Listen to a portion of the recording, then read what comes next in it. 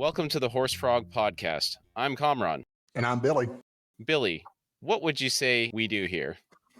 Well, we like to dig deep into a bunch of books and shows and movies that we love. In excruciating detail, right? In excruciating detail. And we like to talk about things that we like about them, what they make us think, and what we learn from them. And a lot of times we're going to go off topic, but we're going to bring it back in. Basically, it is just two guys hanging out talking about their favorite stuff. And it's not meant to be a replacement for anything. It's meant to be a companion to anything that we're talking about, any shows, any movies, any books that we're talking about. And we really appreciate you taking the time to be with us today. Hopefully you'll enjoy the show with us. One final note before we begin the episode. If you would like to support our show, we have a Patreon set up. You can find the link at horsefrogproductions.com. You can also email us with any feedback at contact@horsefrogproductions.com. Depending on the platform you're listening from, it may also be in the episode description. Today, we are covering The Boys, the Amazon Prime show, Season 3, Episode 1. As is tradition, before covering episodes of this show, we like to give a little warning. This show is intended for a mature audience and has extreme violence and some scenes of sexual misconduct. If these topics upset you, then we do not recommend you continue listening. We have two corrections and additions. Yes. In one of our podcasts previously, I'm pretty sure we were covering Season 2, Episode 5 of The Boys. I had commented about Edward Woodward, the original Equalizer, being in Hot Fuzz in the NWA. And I said that the NWA was the Neighborhood Watch Authority. It is, in fact, the Neighborhood Watch Alliance. And this antagonistic group in Hot Fuzz is one of my favorite groups of villains. Are they not? I mean, I don't know of many groups of villains, but these old people are ruthless. I love them. They're so great. Would you consider them lawful evil? I would say so. Did have a code, right? That they wanted people to follow. Good. It may not have been good, but there was certainly a code. It was a code. It is an ethos. Say what you will, Donnie. I was a part of a full lawful evil D&D campaign. That was fun. Awesome. That's awesome, dude. Yeah.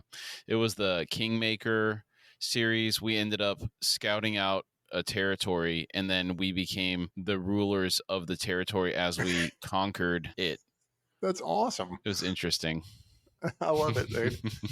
All right. Yeah, I think I was like a necromancer, and my friend became a death knight.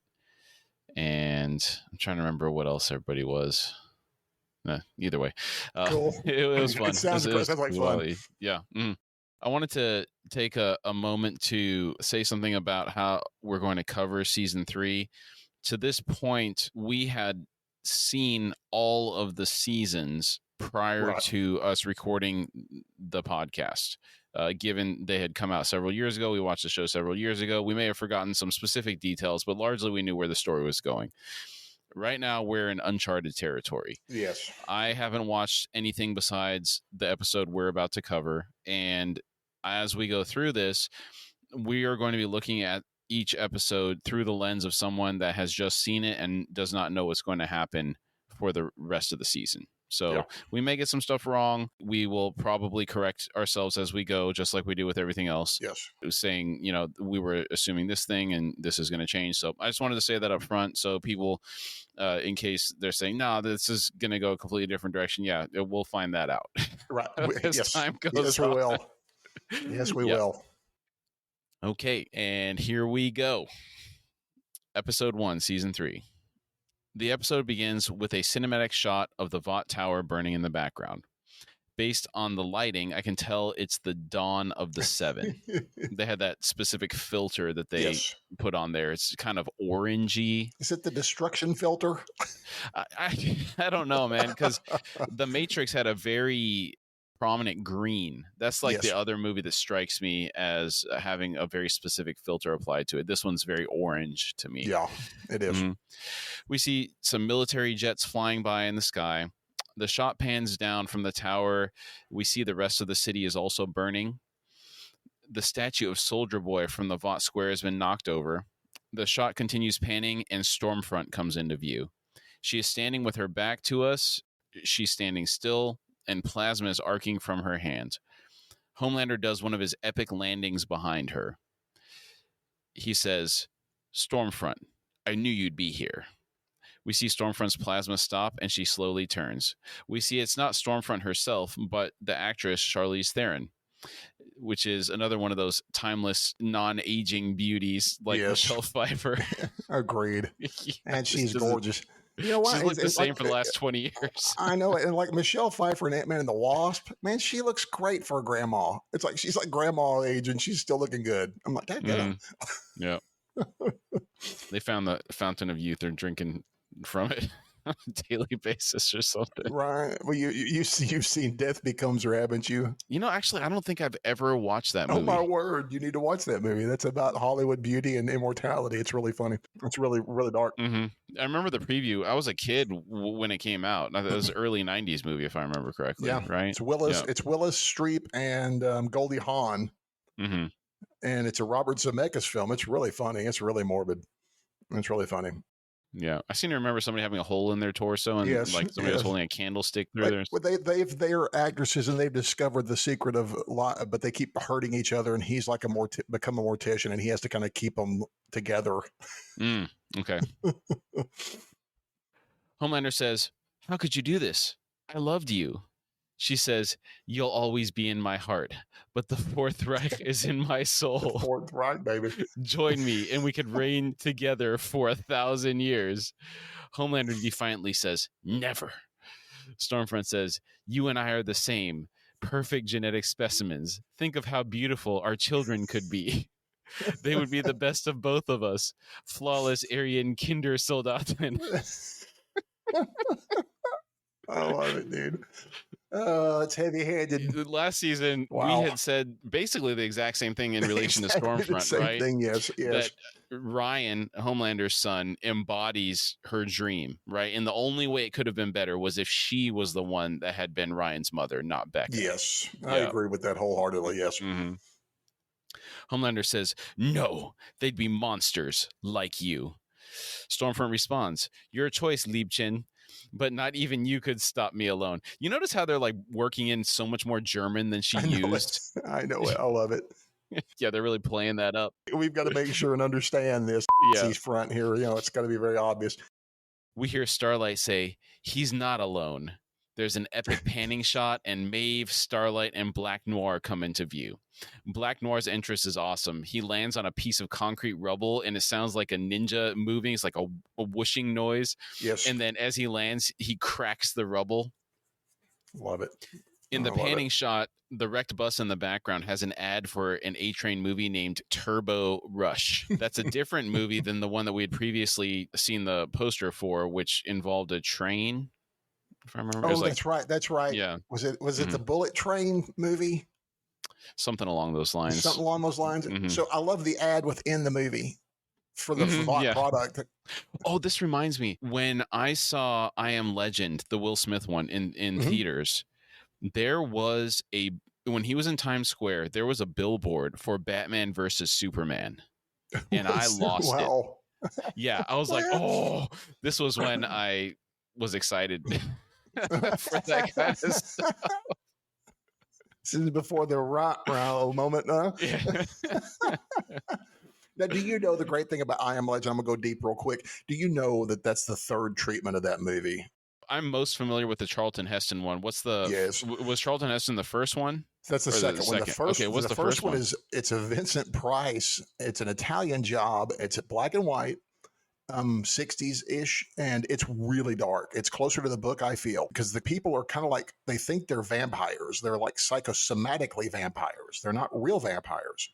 And so the whole thing is that he has been killing these people, and this woman who he makes friends with, you find out that she's one of the new people who can come out at night, and they're normal. And they're going to be the new people. And he comes to find out, basically, that he becomes I Am Legend because he's been murdering these people by the hundreds. And he comes to realization these people are sick, and he's the maniac, not them. It's awesome. Really dark. That's crazy, man. To realize that you have been the bad guy the whole time. Yeah, it's awesome. It's a really dark plot twist. Yeah, it's super dark, and like I said, that's closer to the book because I've read it recently because of the Will Smith treatment of it. And I've enjoyed all three because I've always a fan of that genre. What can I say?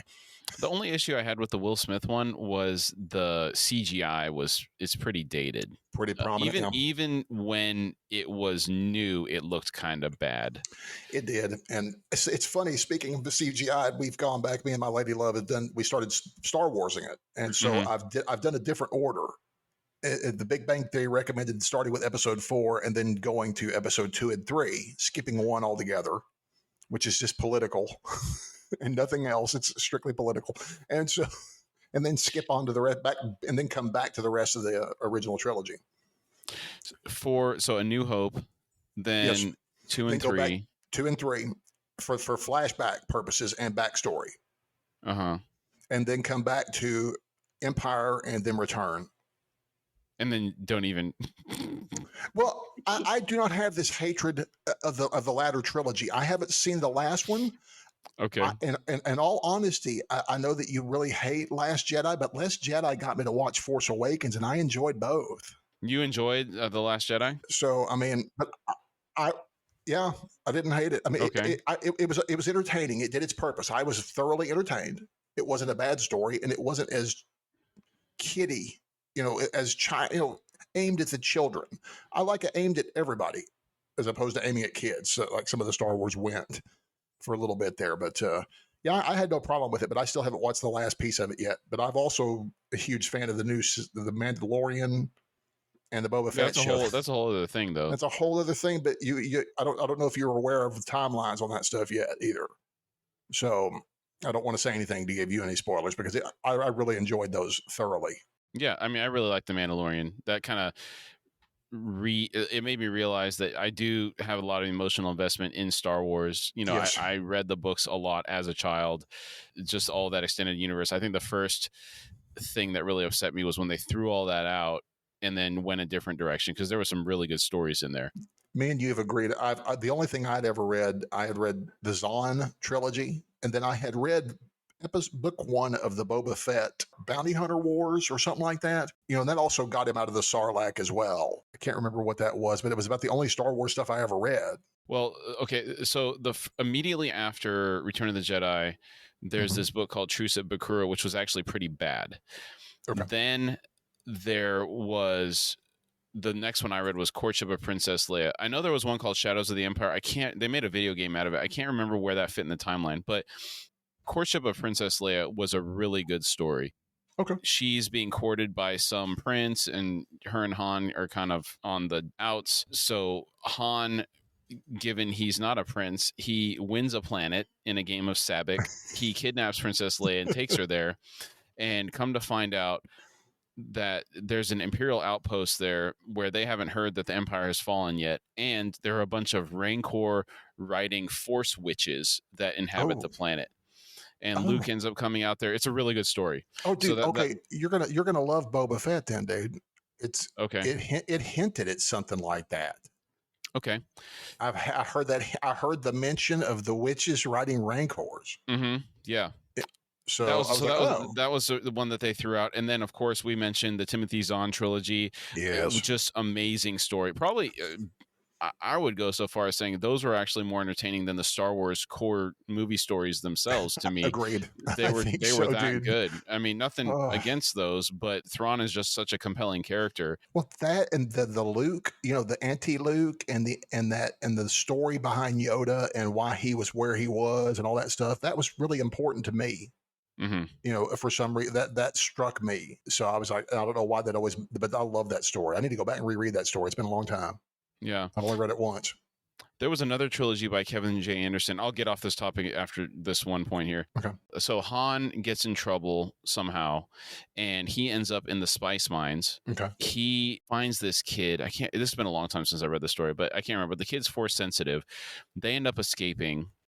Han brings him to Luke. Luke takes him in as an apprentice, and then this kid ends up going to the dark side. Oh. In the midst of this, they go to this Imperial outpost that's in the middle of this really crazy. It's located between 3 black holes or something, and you have to have Okay. the exact mathematical coordinates to get there. Even this was where the Death Star was developed, and Oh, okay. all of like the Imperial advanced weaponry was developed. Ooh. The kid uses his force powers to find their way through. They get in there. They lead the Wookiee uprising because they had a bunch of Wookiee slaves on this outpost. Right. I knew the Wookiees were slaves, yes. Yeah. They end up stealing this ship that's like a star destroyer. It's a ship, though. It can shoot something into a star and explode an entire solar system. Oh, nasty. Okay. This kid ends up going to the dark side. He ends up blowing up some star systems, and so it's kind of like a similar storyline to where Luke having his trainees go to the dark side that they kind of followed in the movies a little bit. Right. Okay. But that was also a pretty good one. But I mean, compared to the Timothy Zahn stuff, it didn't really hold up. Yeah. Okay. Cool. So I dig that. For anybody that's interested in like good Star Wars stories, definitely go back and check that stuff out. Yeah. Timothy Zahn. That's Zahn, right? Mm-hmm. Yes. Yeah. So we just saw this panning shot. Starlight, Maeve, and Black Noir have come to support Homelander to take out Stormfront. All of a sudden, A-Train pops in. His arrival causes the wind to buffet Starlight and Maeve's hair. He says, "What? Can't let you guys have all the fun." Homelander turns to Stormfront and says, "Guess this means we're breaking up." Stormfront begins to activate her powers. The electricity is arcing in her hands. She says, "Die, Untermensch." Only because it's Charlize Theron, and she is so amazingly good looking. Can she get away with saying that? If it was anybody else, it would be Drek. It would be terrible. Yeah, I mean, this dialogue is straight out of something Bork would have written anyway. It's just so bad. No, it's awful. Homelander's eyes begin to glow. And they seem to glow gold and not red, but maybe it's just the filter they're using. Maybe. What do you think? I think so. That would have. Okay. I say that because maybe maybe it's a special cinematic color. I don't know. He has it's like he puts on his.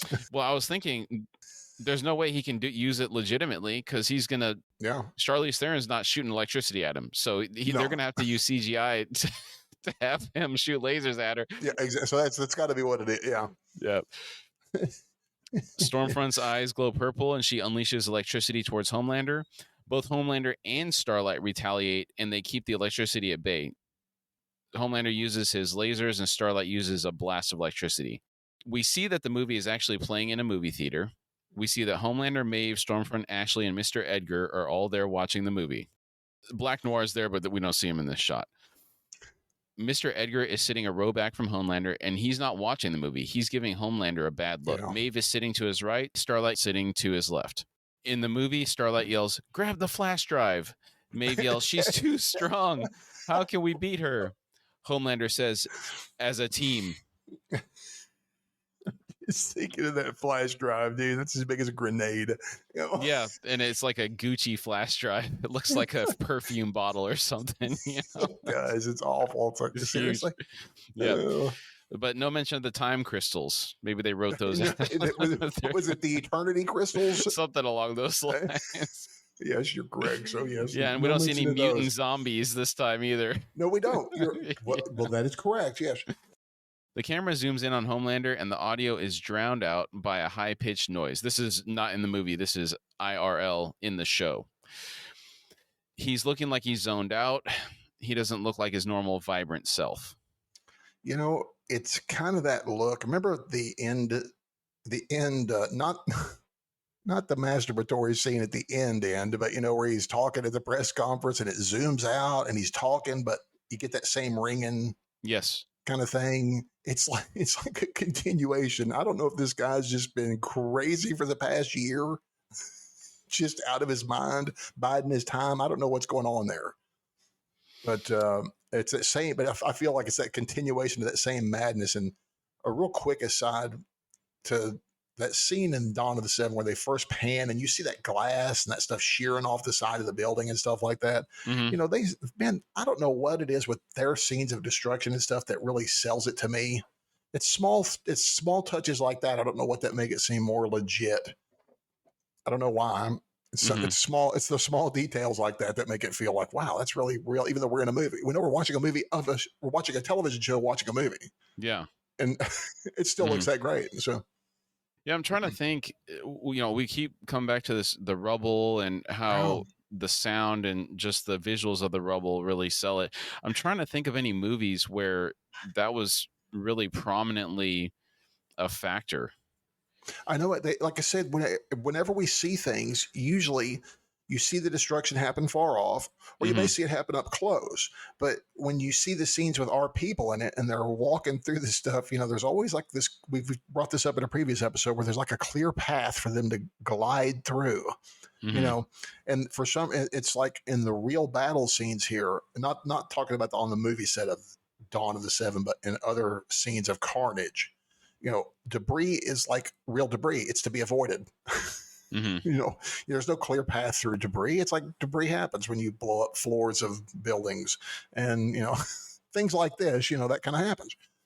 Like when Yes. Kamiko was thrown, we talked about that scene where Kamiko was thrown in the building by her brother, how tough, it's just awesome looking. The bricks collapsed and Yeah. it's really cool. Everything sounding. about that scene. Yeah. Really good. Mm-hmm. Outside of the theater, we can see this is the movie premiere for Dawn of the Seven. The paparazzi are taking pictures on the red carpet. A soup named Supersonic shows up to the red carpet and gets out of an SUV. The crowd is cheering for him. Homelander and Maeve are standing next to each other as pictures are being taken. Maeve puts her arm on his shoulder for some pictures. As soon as she does, Homelander stops smiling and is visibly annoyed that she's touching him. He turns his back to her and walks away. Maeve notices and also stops smiling.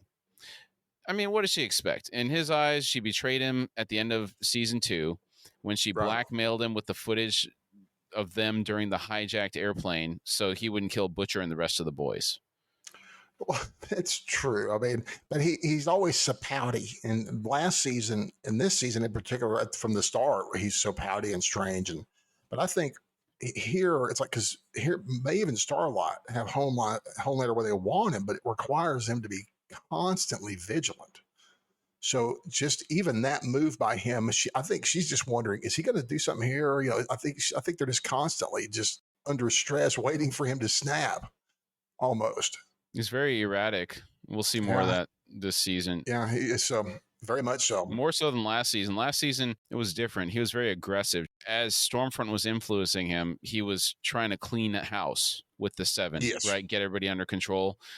Now he's very frazzled, it seems. And Yes. it seems like he's taking a blow to his ego and he just seems smaller in some ways. Yeah, he is. Mm-hmm. And he's just, we're watching him unravel. Yes. Is what it feels like. So Bork, the director of Dawn of the Seven, is being interviewed by someone from WDZT TV. The interviewer says, "It seems like all those reshoots paid off, my friend." Bork responds saying, "Right, well, after the, Stormfront's a Nazi thing, we had real talks about shelving the movie or just dumping it on VOT Plus. But the fans spoke with those release the Bork cut hashtags. You guys, I love you."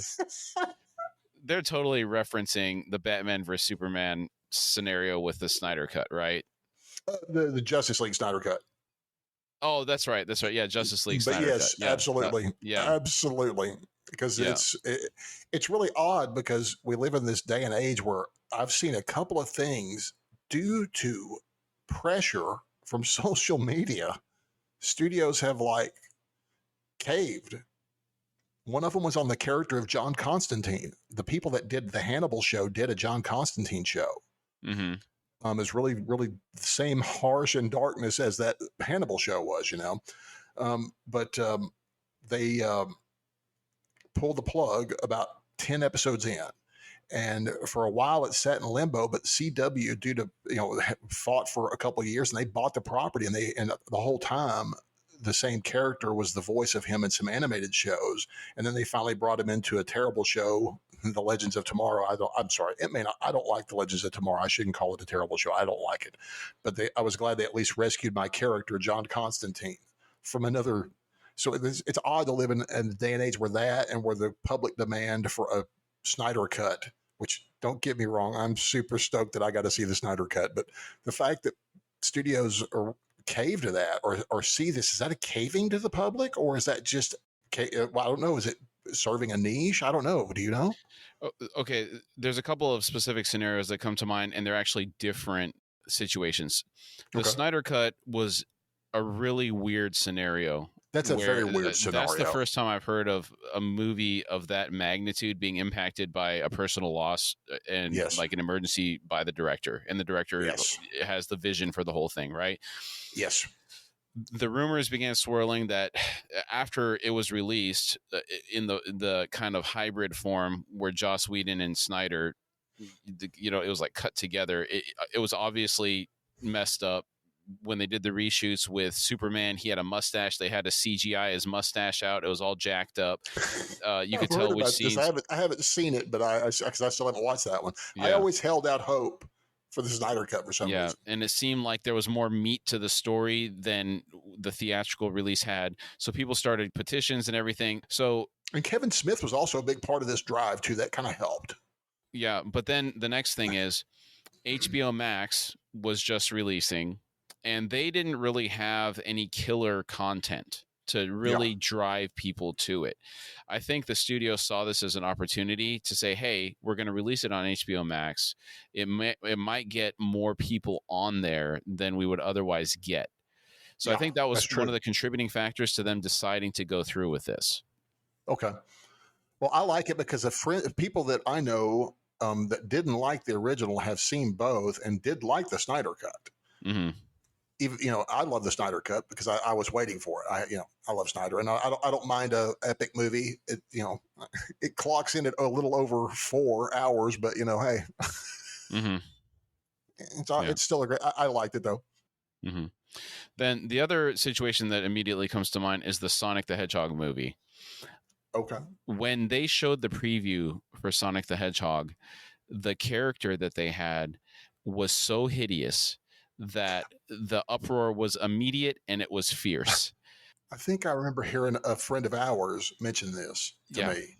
Okay. The director saw this and said, all right, we're going to fix it. And they fixed it legitimately, and everybody was happy. And it actually did really well in the theater. I guarantee if they hadn't fixed that, it would not have done well in the theater.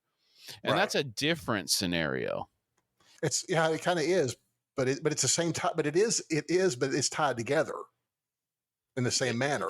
It's tied together from the perspective that a fan base can drive decisions. Yes. Yes. That's crazy. I mean, growing up, I never would have thought that. Right. I don't think you would have either. Well, it was different information available to people, and you couldn't get feedback from people as easily. That's true. You don't have instant feedback. Right. Okay. At the movie premiere, Huey is Starlight's date to the event. He is looking really sharp in his suit. Yes, he is. Nervously asks, how do I look? She says, you look perfect, and gives him a kiss. Homelander is smiling and posing for the camera. When Starlight and Huey walk out, all the cameras turn from him, and we hear cheers from the crowd. Homelander loses his smile and is again starting to look frazzled. One of the photographers tells Starlight, singles, please. She tells Huey 1 second and steps away to take some pictures, leaving Huey awkwardly standing in the background. One of the photographers yells, move over, other guy. Huey says, okay, and backs up, bumping into Homelander pretty hard. And the funny thing is because we've seen this, but Homelander moved. He shouldn't have moved, but I'm being a stickler. Because you remember how Maeve didn't move when that truck ran into her, mm-hmm. So Huey wouldn't move Homelander. But the thing that I thought was really funny is that Huey's a lot taller than the guy that plays Homelander. Yeah, Huey's 6'2", and Homelander, the actor that plays him, is 5'10". So 4 inches. Okay. Yeah. So 4 inches. Okay. Like the same height difference between you and I. Okay. Yeah. Mm-hmm. But when you see them side by side, it's like, wow. Now Homelander you're 4 inches taller than somebody. I mean, it's pretty noticeable. It's noticeable. Yeah. Okay. Homelander is standing with his hands behind his back. His face is impassive. There's an awkward moment of silence before Homelander says, it's quite the star you've got there. Huey looks at Homelander in surprise. Mr. Edgar is being interviewed. He says, and thanks to Congresswoman Newman for joining us tonight. I hope it demonstrates Vought welcomes the oversight from the Bureau of Superhuman Affairs. We've been able to root out a few bad apples together. Thank you. As he's speaking, we can see that Victoria is standing next to him. Ashley is in the wings, waiting to pull Mr. Edgar to the side. She comes up and says, "If I could just steal him away." Victoria walks up to Huey and says, "Do me a favor and kill me." She's forcing a smile as she says this. There's this familiarity between these two that we'll see throughout this episode, kind of establishing the relationship they've developed since the end of the last season. Yes, and the other thing is that I'm not sure if they say it right away, but you remember it's about a year's time has elapsed. So they've had time to become friends, apparently close friends. Yeah. Huey says, "Only if it's a murder-suicide." She says, "Okay." In the background, we can see Supersonic is being photographed by the mob. Huey hears a man in the crowd calling out to Victoria. He is saying, "Nadia, Nadia, hey, Nadia." Dude, I'm sorry, I've got to interrupt right here. And I paid really close attention to this episode because it's the first episode. I didn't even catch that until you pointed that out. Oh, okay. Nice. I didn't know he was. I didn't know he was there that early. I'm like, holy smokes, that's awesome. I can't believe I overlooked it because I was just so in shock of watching a new episode. I'm still absorbing the new car smell. Well, yeah. When we get to the next scene, oh my! I was freaking out a little bit about the new car smell. I was like, "Oh my gosh, what is this season?" We'll talk about it when we get there. Oh my! Yeah. Yes. I was kind of afraid. Yep. Okay, go ahead. Sorry. Victoria walks away without acknowledging this man that's in the crowd trying to get her attention. He still attempts to call out to her as she walks away. A-Train is being interviewed on Vatemundo. The interviewer says, "A-Train, it's been over a year since you've raced. When are we going to see you on the track again?" The title on the screen, which is in Spanish, reads Dawn of the Seven. I translated it. Below that, it says, "Still the fastest man in the world?" ? He says, "Real soon, but we had reshoots. I've been training, but that race is coming. Full speed ahead for the A-Train." The interview pushes him, saying, "But it's been over a year, and the people are wondering." Ashley comes to his rescue, saying, "Only questions about the movie. Thank you so much." The interviewer says, "Okay, thank you." A-Train walks away, and Ashley tells the interviewer, "We have Black Noir here for you." That should be an interesting interview. I love how we always throw Black Noir in these scenarios. Like, no, he's good. He can't have the canapé. But it's like, I get, what's so funny, is knowing this, that canapé from season 1, was that possibly like an oyster or something like that? So could he also, if people with those kind of tree nut allergies, might he also have a shellfish allergy as well? Maybe. Do you think that the server would have the information knowing that? Maybe so. With a room full of TNT and atom bombs just kind of laying about the room like that, yeah, you better believe it. I would think Vought would want to keep that under wraps because that's a very serious weakness. You wouldn't want that to get out. Oh yeah, because like I said, we've already found out that he's wide open right now. But the nut allergy already leaves him open to butchering the boys. Yep. A-Train walks up to stand next to Huey and says, "Huey, my man, I love the big energy, bro. Who you wearing?" Huey stares at him for a moment, then says, "I have no idea." A-Train says, "Good. I didn't give a..." For a second, I was wondering why Huey was acting so strange around him, kind of giving him the cold shoulder. Then I remembered, oh yeah, A-Train killed his girlfriend and tried to kill him in Starlight. Yeah, maybe I was thrown off. I guess it was episode 8 of season 2 where he helped them, but it was more selfish reasons, I guess, to get Stormfront out of the 7 so he could go back in. Yes. Well, I mean, we had an any enemy of my enemy, or an enemy of my enemy is my friend. Right, an enemy of my enemy. So there you go. I think that's kind of the scenario with those two. But okay. I do kind of like A-Train. And because I'm like you, I kind of thought he was going to be on the good guy's side for a little bit, but deep down, he's a scumbag, dude. I'm sorry. Yeah, we really haven't seen him doing anything outright good, with no evidence that he's a good person yet. Thank you. We haven't caught him doing anything good, so maybe the one time we've seen him attempting to do something good was when he was filling in for Translucent at that Make-A-Wish thing. I guess trying to help these guys get Stormfront out can kind of technically count as No, good. that was 100% selfish. I mean, Okay. there was no motivation to get her out besides his own. I mean, I guess there could Other be than some getting him in. retribution from the perspective of like the racial point on his side, but he was entirely doing it to get back into the 7. She was stopping him from getting in the 7. He wanted to be back in, so he got her out of there. That's true. Yeah. Well done, A-Train. Okay. A-Train throws an arm over Huey's shoulders, smiles, and calls out to the photographers, "Guys, pick." He laughs, then he says to Huey, "Who'd have thought, after everything we've been through, that we'd be here together?" Huey uncomfortably says, "Yeah, who'd have thought?" Homelander is being interviewed by the Vought News Network. The title reads, "Dawn of the 7 premiere." Below that, Homelander responds to left-wing media claims. Again, a confirmation that Vought News Network is the Fox News of this universe. Yes. The interviewer asks, "How could you not know all along that Stormfront was a Homelander notices Mr. Edgar is standing behind him, listening to the conversation. He turns back to the interviewer and says, "Well, I'm just a man who fell for the wrong woman." Oh, I mean, I love this. Did Seth and Evan from marketing come up with this storyline? Just a humble man fell for the wrong woman, the devil, the she-devil. Oh, he is such a scoundrel, man. He's awful, and I love how he portrays how he's portraying himself as the victim here. It's like, it's just too much. Seriously, yes, seriously. The screen shows multiple interviews with multiple channels showing Homelander delivering the same line over and over. Notably, the NNC News channel has a breaking news banner for the Dawn of the 7 premiere. Breaking news, baby. None of the other ones had breaking news. I'm telling you, they're doing it on purpose, man. Okay. Oh, my word. I'm so woefully behind things. It's like, wow. Okay. I mean, it was just a recent thing where the owners... That's funny. So what was it? It was Discovery Channel, and I think that was like the ESPN umbrella, I think. No, they're separate because ESPN falls under Disney.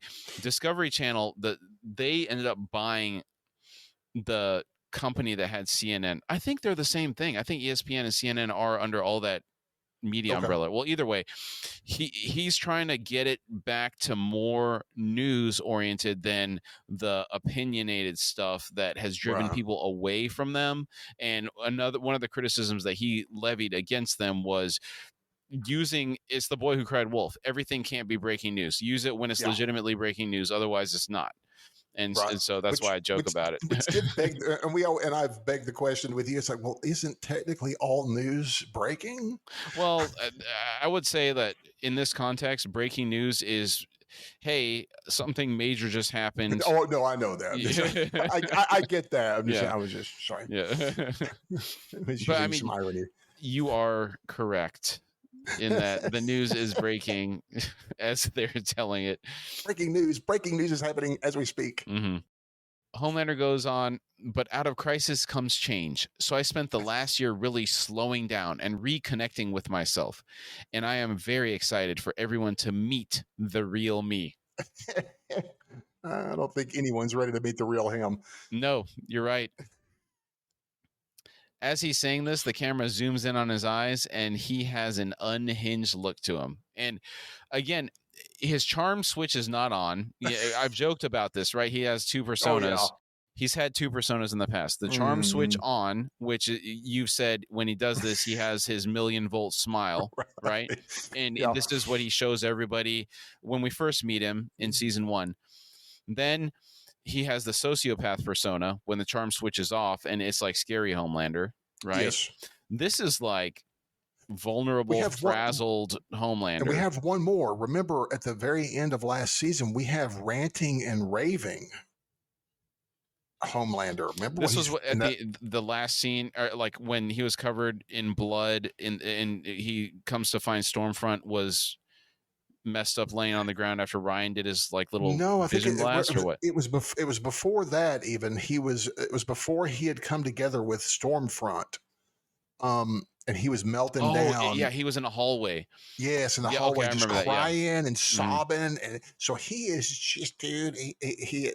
He is, well, as Becca said about Butcher, he is one, said the Butcher was one bad day away from beating someone to death somewhere. It's like, dude, Homelander's one bad day away from beating the world to death. Mm-hmm. If you're not careful. That might have been his breaking point right there. Now that I think about it. And it could after that, he went to Stormfront. They had their little deal over 4 episodes or so, but that didn't really help him any. No, it was temporary, and she kind of corrupted him further. Yeah, she did. Mm-hmm. We're taken to the bathroom in the movie theater. Ashley and Bork are getting it on in the bathroom. This isn't even the bad thing I was thinking. I was thinking of even further, weren't you? Yeah, further on. Yeah. Okay, thank you. Okay, this is bad enough, but she's talking dirty to him. She says, "You director. Tony Gilroy had to reshoot all your." Bork says, "I know. I'm a fraud, babe. I'm a fraud." Oh. Ashley says, "Pull my hair." He reaches up and grabs a handful and says, "Yeah." She repeats, "Yeah, pull my hair." He tells her, "Yeah, I'm pulling it, baby." She says, "No, pull it out." He pulls hard and rips a good chunk of her hair out. This causes her to finish. He appears to be crying, almost as if relieved. I have a couple of thoughts here. Just a couple. I'm not entirely surprised that these two hooked up. She was really eating up his original presentation during the meeting where he was presenting the Dawn of the Seven storyboard. Yes. She was the only one that liked it. It's true. Additionally, this trichotillomania is really beginning to freak me out. I wonder if she's going to be bald by the end of the season. She was starting to get patches at the end of last season. And I don't like to see escalation like this, but the problem I'm seeing with her now is the combining of the phobias with the pleasure response is going to be pretty dark here. I'm hoping that she doesn't snatch herself bald here. Yeah, so that wouldn't be good. Yeah. No, that would not. That'd be scary. Huey walks into the restroom. Ashley is walking out. She addresses him saying, "Mr. Campbell." Huey looks confused. He then sees Bork trying to throw the clump of hair in the trash. Doesn't Huey always perpetually look confused for the most part? Yeah, he's always in these scenarios where he's having to process something that is out of the norm. Yes. This poor guy. That's me. It's like, wait, what? Bork says, "Thanks for coming," then reaches out and shakes Huey's hand with the hand that had the hair in it. Huey says, "Yeah." Bork walks out, and Huey looks down at his hand. Then we see him washing his hands. We see someone ominously approaching Huey. At the last moment, Huey sees it's Butcher and jumps, saying, Butcher says, "Not quite. You look sharp. French blue. That suits you." Huey asks, "What are you doing here?" Butcher says, "I found that little we've been on all month. He's having a knees up at a penthouse tonight." Huey says, "Okay, who's your source?" Butcher says, "My source is none of your business. Look, well, me and the boys, we're all set up. We just need you to give us a green light." I want to come back to this point about his source later in the episode, so we'll put a pin in that one. Yeah. Huey says, "Okay, I'll talk to Newman." Butch walks up to Huey and brushes something off his lapel. He says, "Or you could take your tongue out of her ass, slap on your big boy pants, and make a decision." Huey takes a deep breath, squares up, and asks, "You got something you want to say to me?" Butcher says, "I think I just said it, son." Huey says, "Just photos. No violence or maiming or torture or curb stomping or setting anyone on fire." Is there some history here in the last year that we don't know about? I'm assuming so, because this season leans, it seems to be, is from what little we've seen so far, it seems to be leaning into the books a little bit more, maybe. And their behavior, the Soup's behavior, not just the Seven, there's these other groups, and they all act like this. They're actually probably worse. Some of these guys are bad enough that they make the Seven look like angels. I mean, they're just real reprobates, and so I'm kind of curious where we're going to go. I'm more specifically talking about Butcher's behavior. Oh, yeah, I'm guessing so.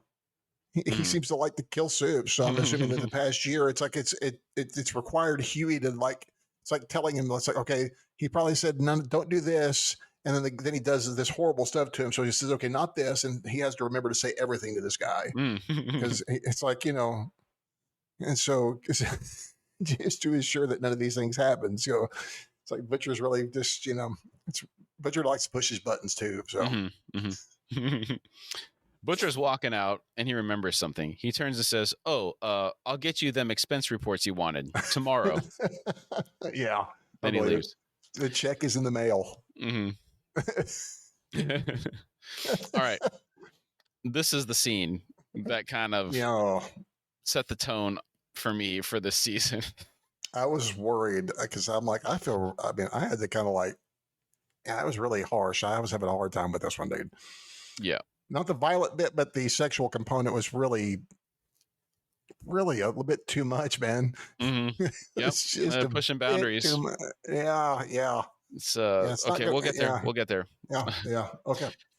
We're taken to Frenchie and Kimiko, who are exiting an elevator. They enter an apartment where a party is going on. Frenchie looks cleaned up. His haircut looks fresh compared to his normal look. Kind of scruffy look, shall we say? Mm-hmm. Yeah. Who are you calling scruffy? Yeah, I think I said swarthy was his appearance. Swarthy, yes. He is swarthy, yes. As Frenchie enters the apartment, we see a button on his chest pocket is actually a camera.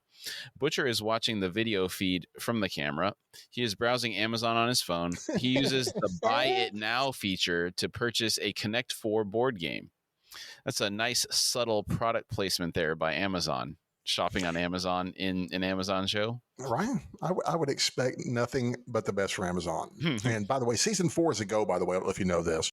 Okay. But hey, if Amazon's listening and wants to do an Amazon sponsorship, I wouldn't say no to the meeting at least. They do affiliate links. Okay. Yeah. So if you have a specific product that you're using, I think all of our recording equipment we bought on Amazon. So what you would do is you would put links to the stuff that we bought in our description. Cool. And then if people wanted to buy the same equipment that we have to make their own podcast, we would get a very small forwarding fee basically for sending them that way. So that's how Amazon does that stuff. Okay. People in the party are dancing, drinking, and doing drugs. A group is standing in a circle around something. One man says, "Give it to her, babe." The party goers are chanting, "Go, go, go, go, go, go, go." Someone in the crowd asks, "Am I really seeing what I'm seeing?" We see a soup in a dollhouse giving it to a Barbie doll. He says, "All she needs now is a vagina." Frenchie says, "The little hole," under his breath. Kamiko's kind of looking around the apartment. She walks up to a room where a woman is playing a piano. She's playing Dream a Little Dream of Me by Ella Fitzgerald and Louis Armstrong.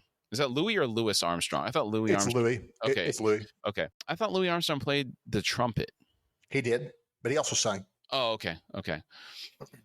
Kamiko starts slowly walking in the room and singing.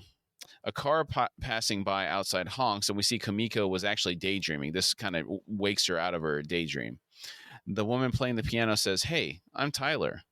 Kamiko looks at her for a moment, then leaves without responding. Out in the main room with the party, the soup jumps out of the dollhouse and grows to full size. He busts out of his shorts and he's now completely naked. Now, this is realistically what would happen with the Hulk. Yeah. But somehow the Hulk never had issues like this, but this dude just busts out of those shorts like crazy. Oh, yeah, dude. He must have had some like doll shorts on, though, because they were like doll sized. Well, in the Marvel universe, they, the wonderful Hank Pym's particles, he has the clothes grow and shrink. They do, but that's like science. This is more natural ability, right? That's growing and shrinking. Yeah, clothes are not designed to take that, unless they're designed like that, unless you got Reed Richards on it. Yeah. The party goers they start cheering when he kind of goes full size, which, weird. No reaction to him being completely naked at all. This is what I was talking about, leaning into some of the shenanigans that the groups got up to that I read, as far as I could handle reading in the comics, was that Pop Claw was part of another group, and they're like at basically what's a brothel for soups to come to, and these men are and people, these soups, are trading women when she says change, change, change, and they're just running around crazy on drugs doing the same kind of thing. Mm-hmm. And that was our introduction to Pop Claw in the comics. Okay. So yeah, they have this history of this is pretty common behavior for these folks. Okay. I think. Yeah. A man hands a robe to the soup. The soup looks at the man and they head off to another room. Frenchie is trying to stay in line of sight with the soup.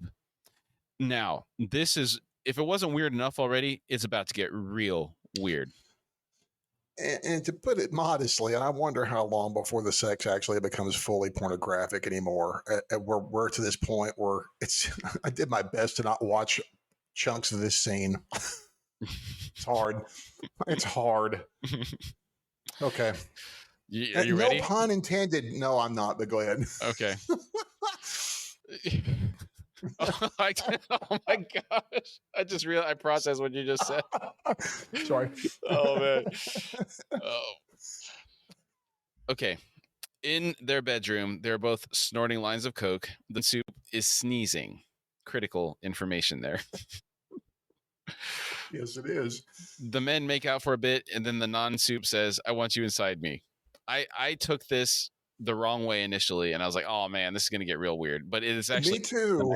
Were you thinking of... Were you Lemmy Winks? Yes. Okay. That's what I thought too. I don't know if I would have preferred that. I don't know. It's all bad. I'm like, I don't know what's worse. The soup asks, yeah? The first man confirms, and he lowers his pants. The soup takes off his robe and jumps on the table, then shrinks way down. The lines of coke are above his knees in height. He is small right now. Yeah. Frenchie is out in the party. He's still looking for this soup. The non-soup man has put his junk on the table. The soup begins walking up to it. He says, I'm going to rock your babe. His voice sounds funny because he's so small. Now, we get a visual of the unit from the size of the man. I'm going to make an analogy here. Okay. This reminds me of a sandworm. And Leto... This is so like the last book in the Dune series where Leto walks into the sand room. For whatever reason, this is what that reminds me of. Like when he walks into this maw. Well, you're not far from wrong in that, I guess. You know? Oh my gosh. Now I'm never going to be able to watch Dune Part 2 when it comes out this next year, dude.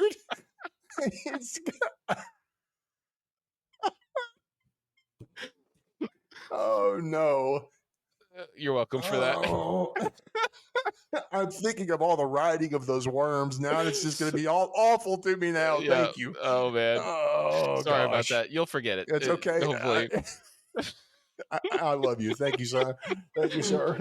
Oh, that's bad. So the soup enters the man's urethra and is scratching around playfully on the walls. This causes the non-soup man to react. He says, get to the prostate.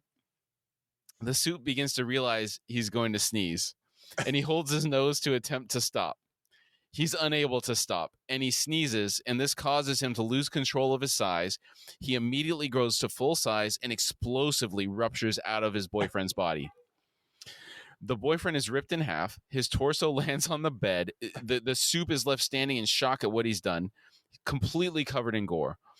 After a moment, he screams. Frenchie bursts in and he sees what's happened. Butcher sees the scene on the camera and smiles. The soup turns to Frenchie, who says, is okay. The soup yells, get the out. Frenchie repeats, is okay. I see nothing. I go, okay. Frenchie begins to leave and the man says, wait, you can't leave.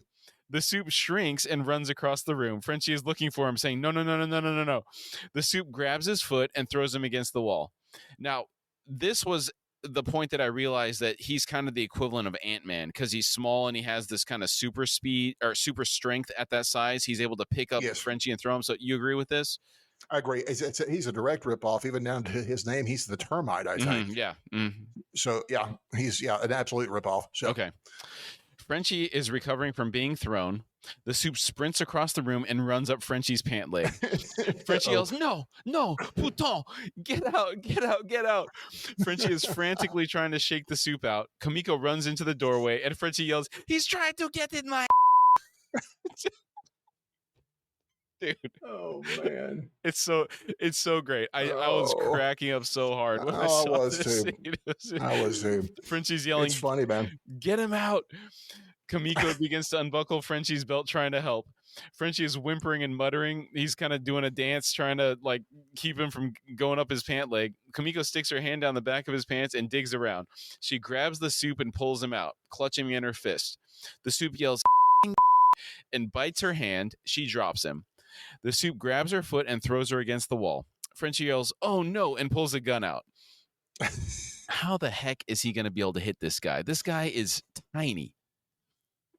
Frenchie is extremely dangerous. He might be able to hit him if he could see him. I'll tell you a quick aside. My grandfather could drive a nail with a .22 rifle. That is extremely impressive. With a bullet. I will ask not with this. a rifle, but was it the tree running? It was not running. You are correct. It was not running, and it was a take your time shot. You're correct. But people who shoot for a living, at least can maybe lob it in the right in the general vicinity. He might get him. You never know. Okay. Think about Ant-Man. They almost got that fella. So yeah, Frenchie's. So he's going to go for it. Okay. I mean, what else can you do? There's nothing else you can do. I don't know. You're right. There's nothing else you could do. I mean, run. Yeah. I guess. Frenchie's frantically looking around the room for the soup. He yells to Kamiko, "No, go!" The soup grabs his foot and spins him around until his head hits some furniture, and it stuns him. The soup begins running towards Frenchie's mouth. The soup gathers enough momentum and launches himself in the air. As he is midair, we see a little Ziploc bag show up in front of him, capturing him. The bag is filled with Coke. The camera zooms out and we see Butcher is holding the bag. He shakes the bag up almost as if he's making shake and bake. It is what he's doing. Yeah. He's baking that fell on the inside, that's for sure. Inside the bag, we can hear the soup choking on the Coke. Butcher gives the bag another shake for good measure. We hear the soup in the bag rapidly grunting as Butcher shakes it. Butcher dumps the bag out on the table and leans down. He says, "Go on, son. Have a bump." The soup is throwing up. Butcher says, "Lightweight." Butcher raises a hand and is fighting the urge to squash the soup like a bug. The soup is shaking his head, saying, "No, no, no." Butcher says, "Call the bureau." Frenchie asks, "You're going to let him live?" Butcher responds, "Governor's orders," and put that little on his side. Jiminy Cricket's ODing. Butcher walks out. Now, I was wondering if this was the same soup from the Soup Club in episode 1 of season 1. This was the one that jumped into the woman's nether regions in the club. Right. He is not. It's actually a different actor, and in the credits, they refer to that guy as Tiny Hero, who was also in the episode, the Sage Grove episode in season 2. He was the tiny one that was sitting kind of close to the toilet. I made a note that I wouldn't sit there if I was that size. I wouldn't either. Yeah. I assumed it was the same guy due to the enjoyment of diving into people, which is that was my initial nasty. Thought. Yeah. That's nasty. Nasty. Nasty. That is nasty. Right. Mm-hmm. Did you have any thoughts about this scene besides just it being a little bit too much? Oh, well, I expected every season from the boys from them to up their ante. They brag about that on a seasonal basis. Last year, it was like twice the exploding heads, twice this. It's like, okay, so I expect them to kind of go over the top, and we have to have it launch hard so we can have some, good exposition heavy episodes later on. But I felt like it's a little much, but at the same time, I can't say it's too much for this show because this show has always pushed boundaries. What can I say? Yeah. I may not agree with it and think it's kind of nasty, but South Park was the same way, and man, I love those guys. I mean, I can't hate on one and not, it's just because I don't agree with it doesn't mean it's not well done. It's really one well was done, a cartoon though, so I don't know. I guess that to me. Plus the Lemmy Winks thing was so ridiculous, right? It's like a hero quest. the stuff he finds in there. Yes. Oh my gosh. Yeah. Oh, So my I think word. that suspension of disbelief, I mean, it's already suspension of disbelief, but the fact Yeah. that it was kind of separated from reality in that it was a cartoon, Yes. Yeah. That that's makes a big probably why I difference. was less uncomfortable with that than the Yeah. early parts of this scene. Yeah. Yeah. That was rough. Yeah, like I said, like I said, I really did have to kind of skip a little bit through some of that because it was really rough. I mean, I didn't want to see that. Mm. I honestly didn't want to see some of that. So it's, being subjected to pornography when I didn't want to be. It's kind of what it's like. It's like, wait a minute, I didn't want to be that. I didn't want to say that. Yeah. And it's like more deviant pornography, not even Yeah, like, yeah, it is. So, Yeah, okay. yes, it is. Okay, thank you. Huey wakes up in bed next to Starlight. He greets Starlight and asks, "What do you say I brush my teeth and we do things to each other?" Laughs and says, "I say go get the Aquafresh." Uptown Girl by Billy Joel starts playing as they are getting it on. When they are done, Huey is working out on an exercise bike. Then we see him in the kitchen getting ready for the day. He's really moved up in the world. This is a nice apartment in the city. Yes. It's got to be several $1,000s a month for rent. Oh my word, dude, that's a nice view. I mean, it's not just those are some really sweet digs. Yeah. Really nice. Yeah, and I would like to take a moment to point out the stark contrast in his life at the beginning of this season compared to last season. He was at the limit at the beginning of last season. He was unemployed, living in a basement, surrounded by illegal activity with that gang. He was a fugitive. And Yeah. he and Starlight were separated. And you look at him now, his life's great. I know. Now what's the rub? Because you already know that due to every soap opera and sitcom that's ever existed, especially Friends, it's now I was thinking of something that was going to happen that could still kind of go one way, but I'm going to take somebody out of this formula because of what we know at the end. So, but we'll get into this later on though. So this is, Huey can screw it up. He's not careful. Mm-hmm. Yeah, you're right. Yeah, we'll get further into the complexities of this relationship as the episode goes on. Huey's on a video call with his dad, who is having trouble managing the technology. Huey says, "Hey, Dad, you got to move the phone away from your face. Just..." His dad figures it out and says, "There we are. So funny story. My dentist, Dr. Horowitz?" Huey says, "Mm-hmm." His dad continues, "I was getting a crown, and he said he was a huge Starlight fan." Huey asks, "Oh, is he?" The dad goes on, like out of the blue, and I'm like, "Well, she's dating my son." He was, "What?" So I gave him your number. Oh, I love it. I love it. Yeah. I so love Simon Pegg. Doesn't ask for the autograph. Just, well, here's the number. Call him. Call him. Oh, it's too much. Huey looks at Starlight, who covers her mouth and starts laughing. Huey asks, "Dad, why would you give him my number?" His dad messes up the positioning of the phone again and asks Huey to repeat himself. Huey says, "Dad, you gotta move your phone away from your face." His dad apologizes.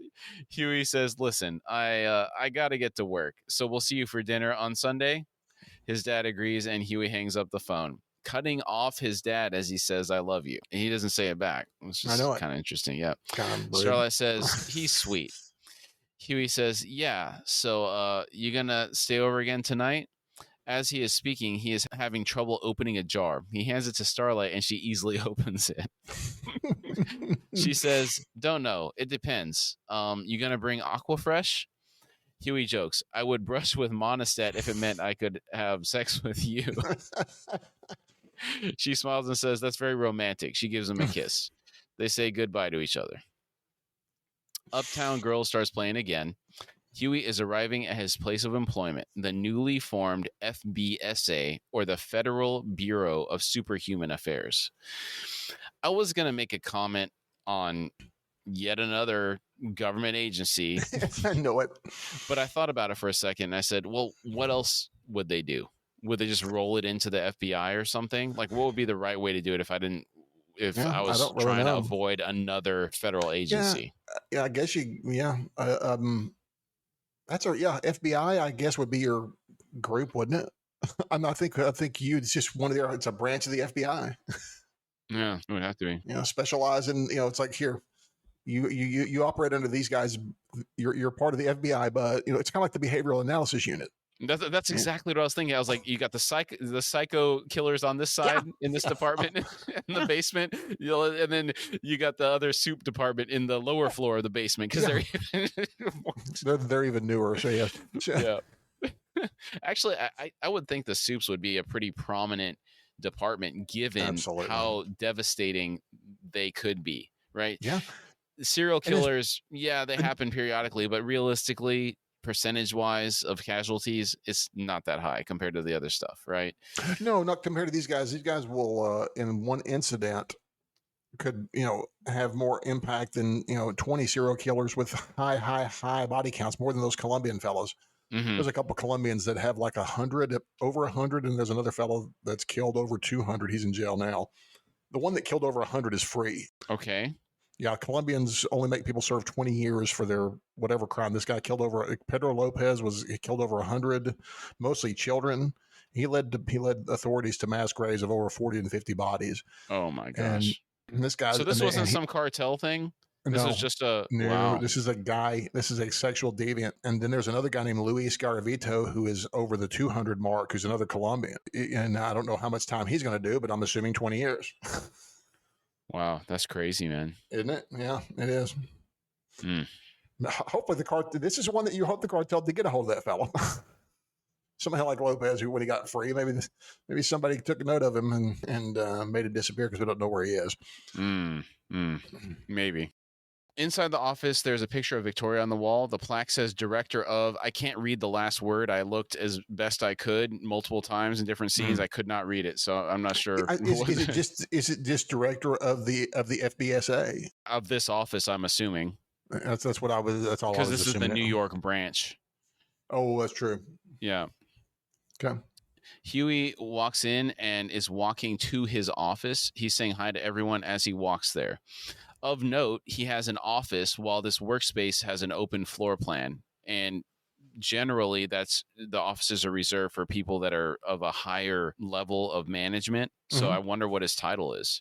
Executive producer. We did not give Huey an executive producership on this show. But he's got to be doing something. I mean, I'm assuming a lot of this, I mean, I say this, but as we will see his and Victoria's chumminess, they're obviously, whatever it is that's been going on, that appears to be successful, appears to be them working together, not just wholeheartedly her, or at least that appears to be what I'm led to believe so far. Yeah, he seems to be running the boys. Yes, he does. So that's probably, I mean, they have a big impact, right? Yeah. I mean, it even says that in the little, small breakdown of the episode, Huey is running the boys. So, okay. Yes, it does say that. So yes. Someone named Ivy greets Huey and says, so a tridelt from Wesleyan caught a soup taking care of themselves outside her window. Huey asks, okay, how did she know it was a soup? Ivy says, window was on a 737. Huey says, that's a soup. Oh, okay. I'll have an ID for you by tomorrow. Thanks, Ivy. Someone named Simon walks up to Ivy and says, that's Hugh Campbell, right? He helped bring down Stormfront. Ivy says, Andy's dating Starlight. And she smiles. Simon is watching Huey and he says, awesome. And again, what a contrast to episode 1 from last season. People think Huey is awesome now. Dude, amongst the nerdgentia, he would be a rock star. I'm going to see if I can get that phrase to catch on. Sorry, is that too much? Nerdgentia. Yeah. Okay. So from intelligentsia, sorry, those are our folks. So, but it's like he would be a rock star to these guys, dude. Yeah. To any normal folks, I mean, dude, he's great, and he's hanging out with Starlight. She's a good-looking thing, and she's really nice. I want a Nerdgentia T-shirt. Right? I'm sorry. I'm working on phrase machine today. I don't know if I spelled that correctly compared to intelligentsia, but I think that's correct. Yeah. You can spell it however the heck you want. You made the word up. It's true. Oh. This is the horse frog dictionary. Well, We're just rolling with it. All right. We got to add that to the list of T-shirt ideas. Yes, along with our marriage counseling services and wedding chapel. We had the cooking lessons as well. Don't forget. Oh, that's right. Yeah. Can we have someone dressed like Black Noir? Could we get and make some matcha? Oh, that'd be the tea ceremony. All right. Huey sits down at his desk. He's smiling and he picks up the file Ivy handed him and he gets to work. We are treated to a presidential campaign ad for the Secretary of Defense, SecDef, Robert Singer. He is played by Jim Beaver, and I'm glad to see him back in this season. I like his character. I do too. I love Jim Beaver. He's great. He always kind of plays the same kind of good old boy type character. I love this fella. Mm-hmm. The announcer is saying, from serving his country as a soldier to serving the American people as Secretary of Defense, a Democrat who reaches across the aisle. The camera zooms out and Huey is eating lunch with Victoria. The ad is playing in the background. Robert has his flag pin on his lapel. Yeah. Victoria is eating a salad and Huey is eating a bagel sandwich. Victoria says, "Give me a bite," and reaches for his sandwich. Now, this behavior is interesting. They must have a really good working relationship to be this familiar with each other. How does this strike you? Oh yeah, very, very close. And in relation to something I previously didn't mention, like I said, I thought it was gonna lean toward this, where this was going to be a big problem on providing a problem with Huey and as a foil with his relationship with Starlight. Mm-hmm. And to lead into furthermore, breaking up, getting back together, breaking up, getting back together, lather, rinse, repeat kind of thing. And I hope this doesn't go with every season with Huey and her. Mm-hmm. It's like I feel like we've done this 2 seasons. It's like, let's just move on, guys. Yeah, y'all be happy. Y'all been happy for a while. Y'all continue to be happy, please.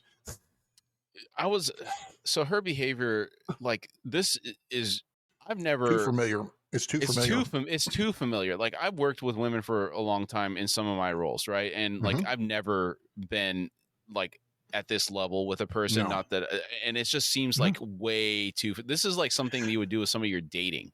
Yeah, and see, because in my job, I'm very close with everyone I work with. I'm very close with everyone I work with anyhow. But it's a smaller group, and it is a majority female. And there was no way I would ever dream of these are boundaries. I mean, these are dangerous.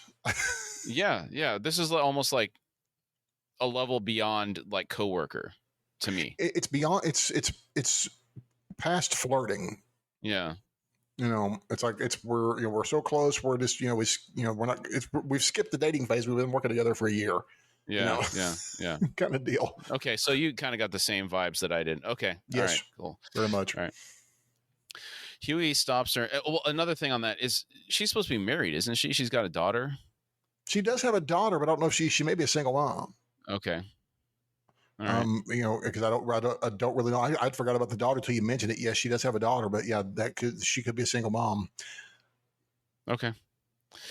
Huey stops her and says, "Whoa. This is in response to her grabbing or attempting to grab a sandwich. The ad is going on in the background. It says, "Unite and heal America." This is the presidential ad campaign going on in the background. Huey asks Victoria, "You want the Valtrex before or after?" Victoria says, "You love that bagel so much you're going to fake herpes." Huey says, "I could have herpes. You don't think I could have herpes?" Victoria sits back and asks, "How'd surveillance go with termite last night?" Huey says, "I haven't checked in with Butcher yet, but I'm sure it went fine." Huey notices Victoria giving him a look of skepticism. He says, don't give me that face." She says, "I'll bet you a crisp $100 bill something got up." Huey says, "You don't know that." She confidently puts her hand out and says, "Okay, take the bet." Huey doesn't take the bait. He says, I'm not going to take the bet, but she takes this opportunity to grab his sandwich. He says, "Wow, really?" She says, "Mm-hmm." Huey says, "Okay, still, Butcher delivers every time." She fires back, "And I have to apologize for him every time. Look, Butcher's the guy you want in a shooting war, no question, but we're in peacetime. She takes a bite of the sandwich and is in heaven. She says, "Oh my God, so worth the herpes. It's great." She smiles at Huey. I mean, Oh, it is. I like their interaction. It's just given that he's in a relationship with Starlight, yes. it seems dangerous at that level of familiarity. Especially because both of these women are extremely high profile. One's a congresswoman, one's a superhero. Yeah. So Well, is she a congresswoman anymore? Because she's the director of this department. I don't know if people maintain that stuff when they're heads of those departments or not. I don't know how that works. I think she's not a congresswoman anymore. I think Okay. this is her role now. Okay. Yeah. Cool. Yeah. Huey is walking through the office and sees the same man he saw at the premiere, the one calling out to Victoria. The man is sitting nervously, his leg is shaking. Huey says, "Hi, can I help you?" The man says, "I'm just waiting to see Nadia," and points to the picture of Victoria on the wall. Huey nods to a security guard in the office, then tells the man, "That's Congresswoman Victoria Newman." Well, there we go. It says Congresswoman. So maybe she can be both. Maybe. Maybe so. Yeah. Huey says, "You have the wrong person." Is it one of those things, though? I'm not really sure. Where once you are, you always are. Yes. Because my mother went to a high school with a woman who was a congresswoman, a Texas congresswoman, and we met her at the Congress one time. We went to her office, and my mother met her. She was real happy to see my mom. It was real kind of cool. But I've been inside in the Capitol here in Austin and did that. It was and I was young. It was pretty neat. Cool. Yeah. Could be either. It's ambiguous. Yeah. Well, yeah. Technically not that important. So. Right. Exactly. It's an excruciating detail that's not important. The man says, "We're best friends." Huey says, "I will give her the message." The security guard walks up and tells the man, "This way, pal." The man gets up to leave, then turns around and tells Huey, "Tony, she'll remember." Huey is perplexed. He looks at the picture of Victoria, then he looks towards her office. Butcher arrives at a remote location. It's in the woods, heavily wooded area. An armed member of the military asks him for an ID. Butcher drives his vehicle up to a house, and Ryan excitedly runs out greeting him. Mallory also walks out of the house. There's a Humvee with an armed guard standing next to it, parked out front as well. Butcher tells Ryan, "All right, lad, how are you? You all right?" Ryan says, "Yeah, I'm good." Butcher says, "Look at you. Here you go. You'll never guess what that is." He hands him a gift. Inside the house, we can see that Butcher is playing Connect 4 with Ryan. Butcher asks, "You done your homework?" Ryan says, "I hate math. Aunt Grace gets pissed when I'm wrong." Butcher says, "Yeah, you and me both." Ryan sadly says, "Mom used to help. She was really good at math." Butcher says, "Yeah, she was a clever one." Ryan says, "I had another nightmare." Butcher asks, "Same one? Your dad?" Ryan says, "This time he burns everything down and then kills me." Butcher says, "One day you'll be tough enough, and then he can't hurt you. But till then, you're safe here with the Colonel. Honest." Ryan nods and puts a Connect 4 token in the... Is device the right word here? Grid. It's grid. It's called a grid? I looked at the actual instructions for assembling, and it shows you attach the... It's one... Thank you. I looked up a Google, one search, and it pulled it up. I was like, oh, there it is. And it's the grid. You attach the grid. He puts a Connect 4 token in. It's a choke. It's just a checker. I'm sorry. It's actually just a checker. Wow. I'm such a pleb when it comes to Connect 4. All right. Ryan puts a checker in the grid, and then he happily says, "Connect 4.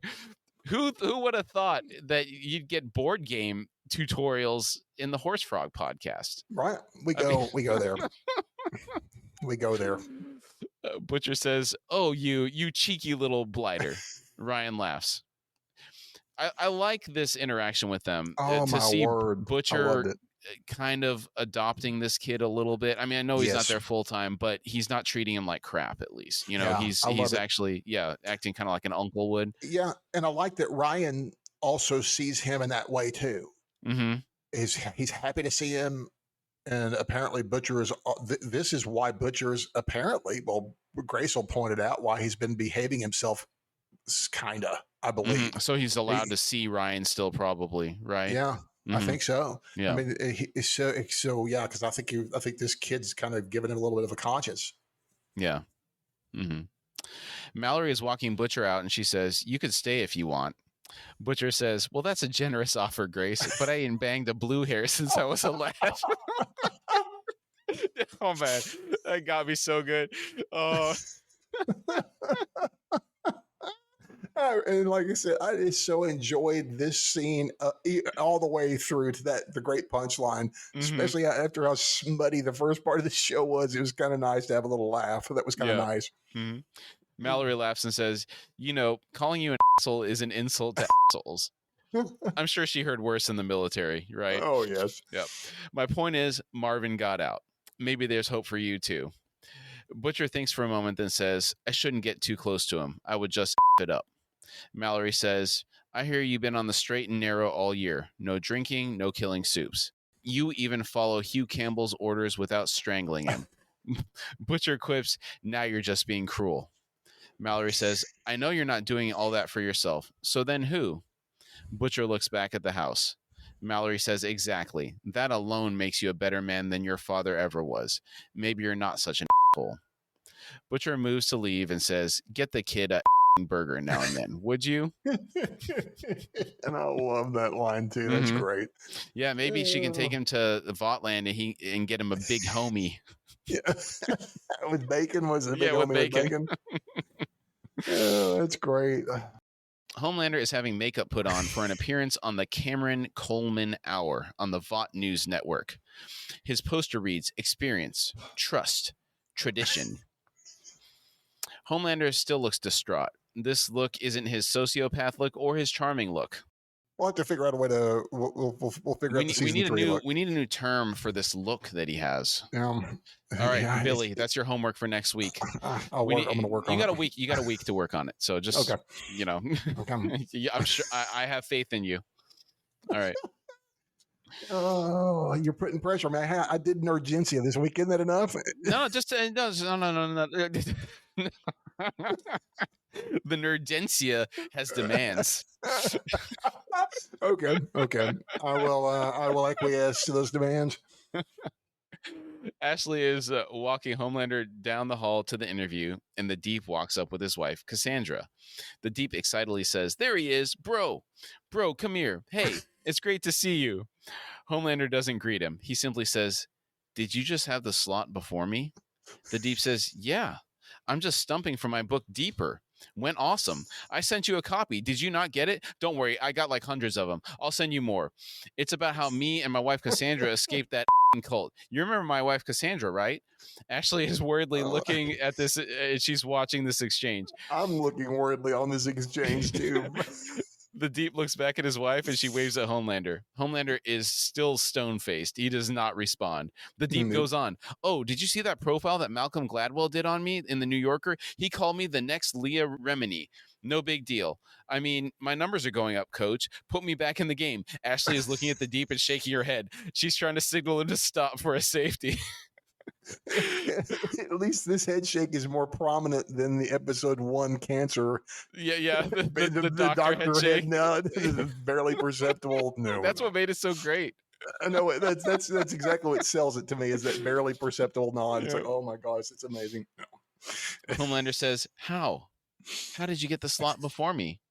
The Deep is confused. He says, Ashley jumps in saying, it was a up mistake. That talent booker is so fired.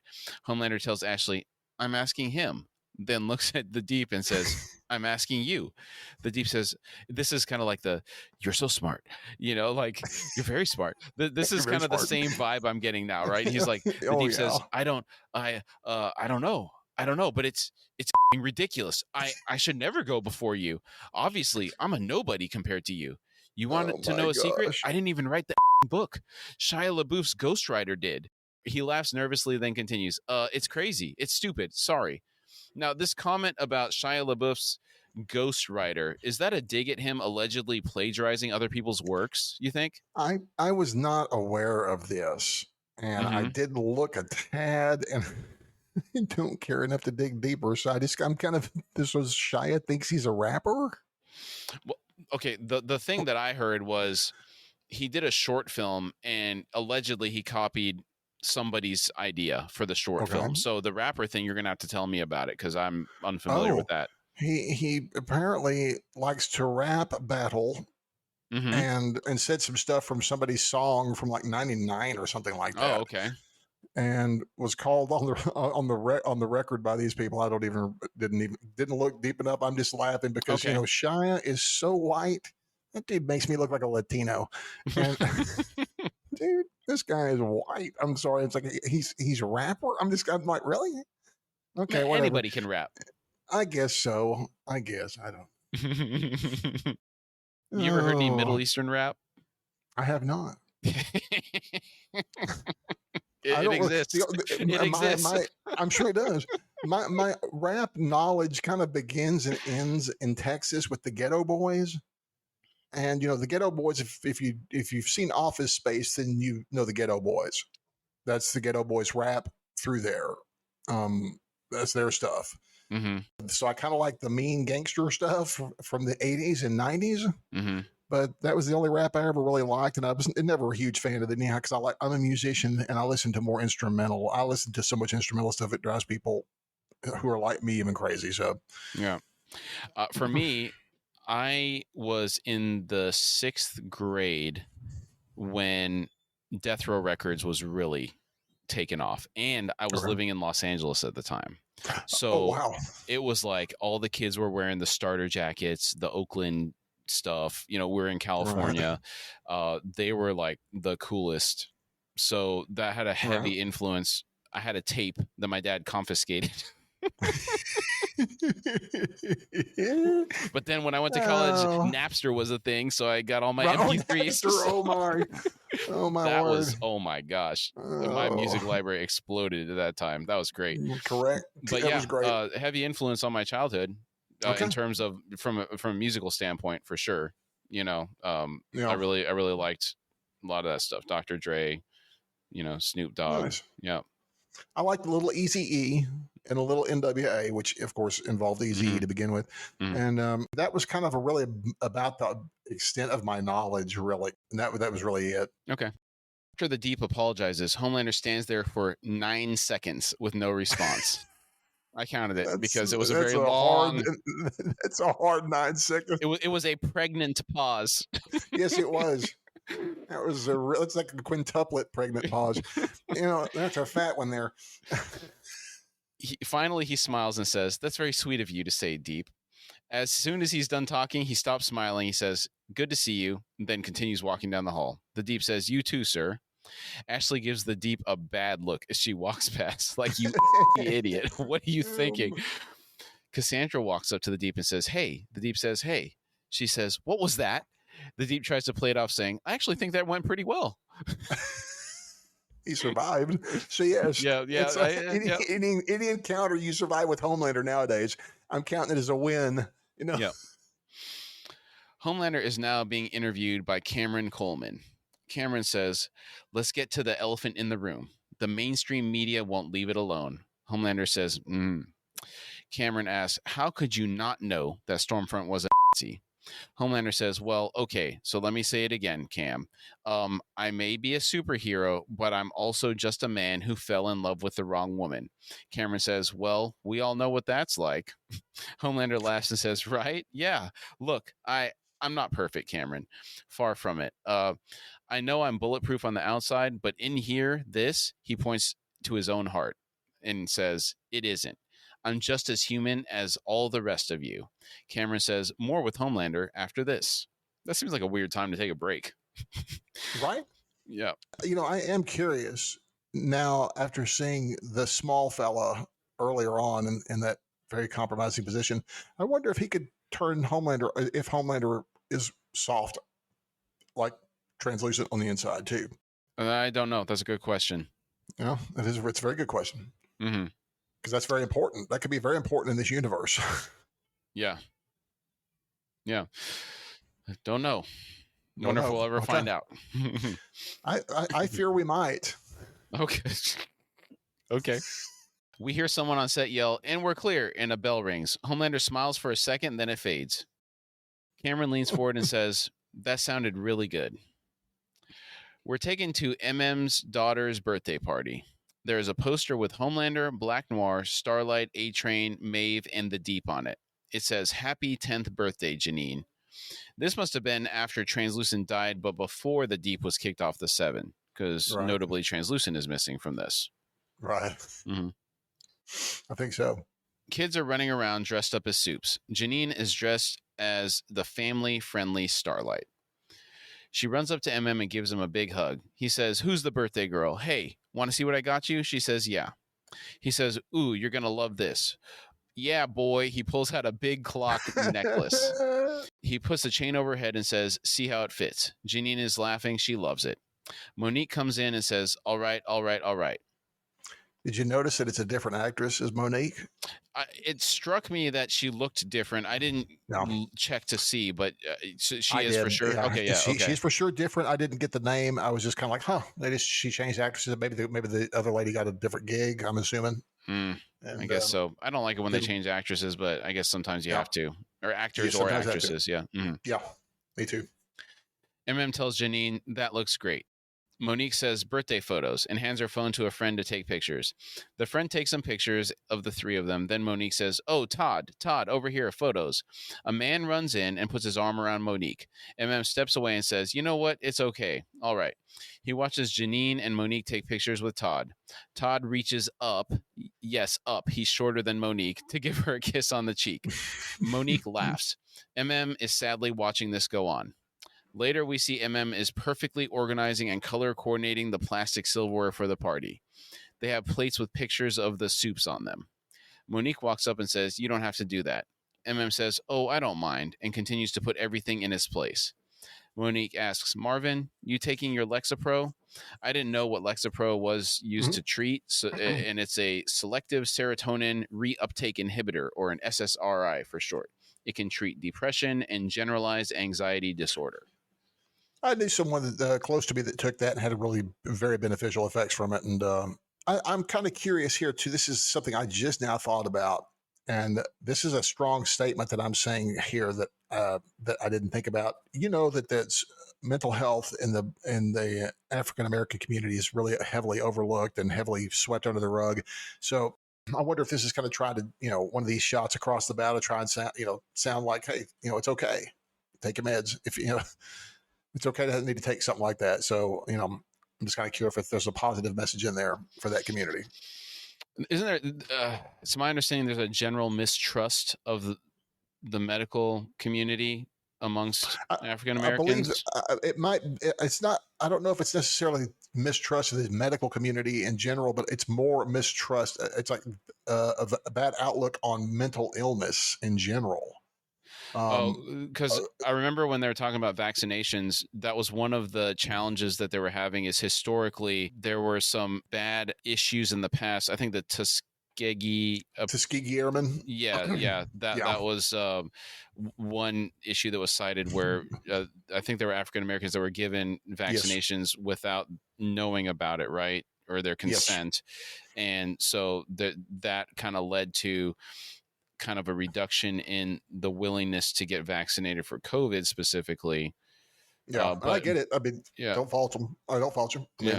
But in terms of I guess the stigma of the mental health, is that specific to them, or is that just? I believe in particular in that community, in particular, it's heavier.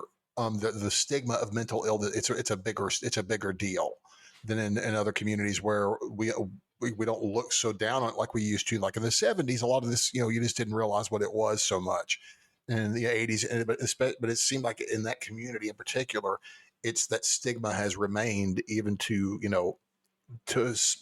somewhat now on the mental illness. If it's a problem, and we don't want people to see that we have a problem. And so I don't know if this is kind of I'm hoping it's trying to say, hey, look, this is a problem. It's okay. People take, if it's okay to take meds if it helps you, if medication helps you and makes your life better, hey, it's okay. If it's rightfully prescribed as needed. Okay. I have a different kind of take on this whole thing.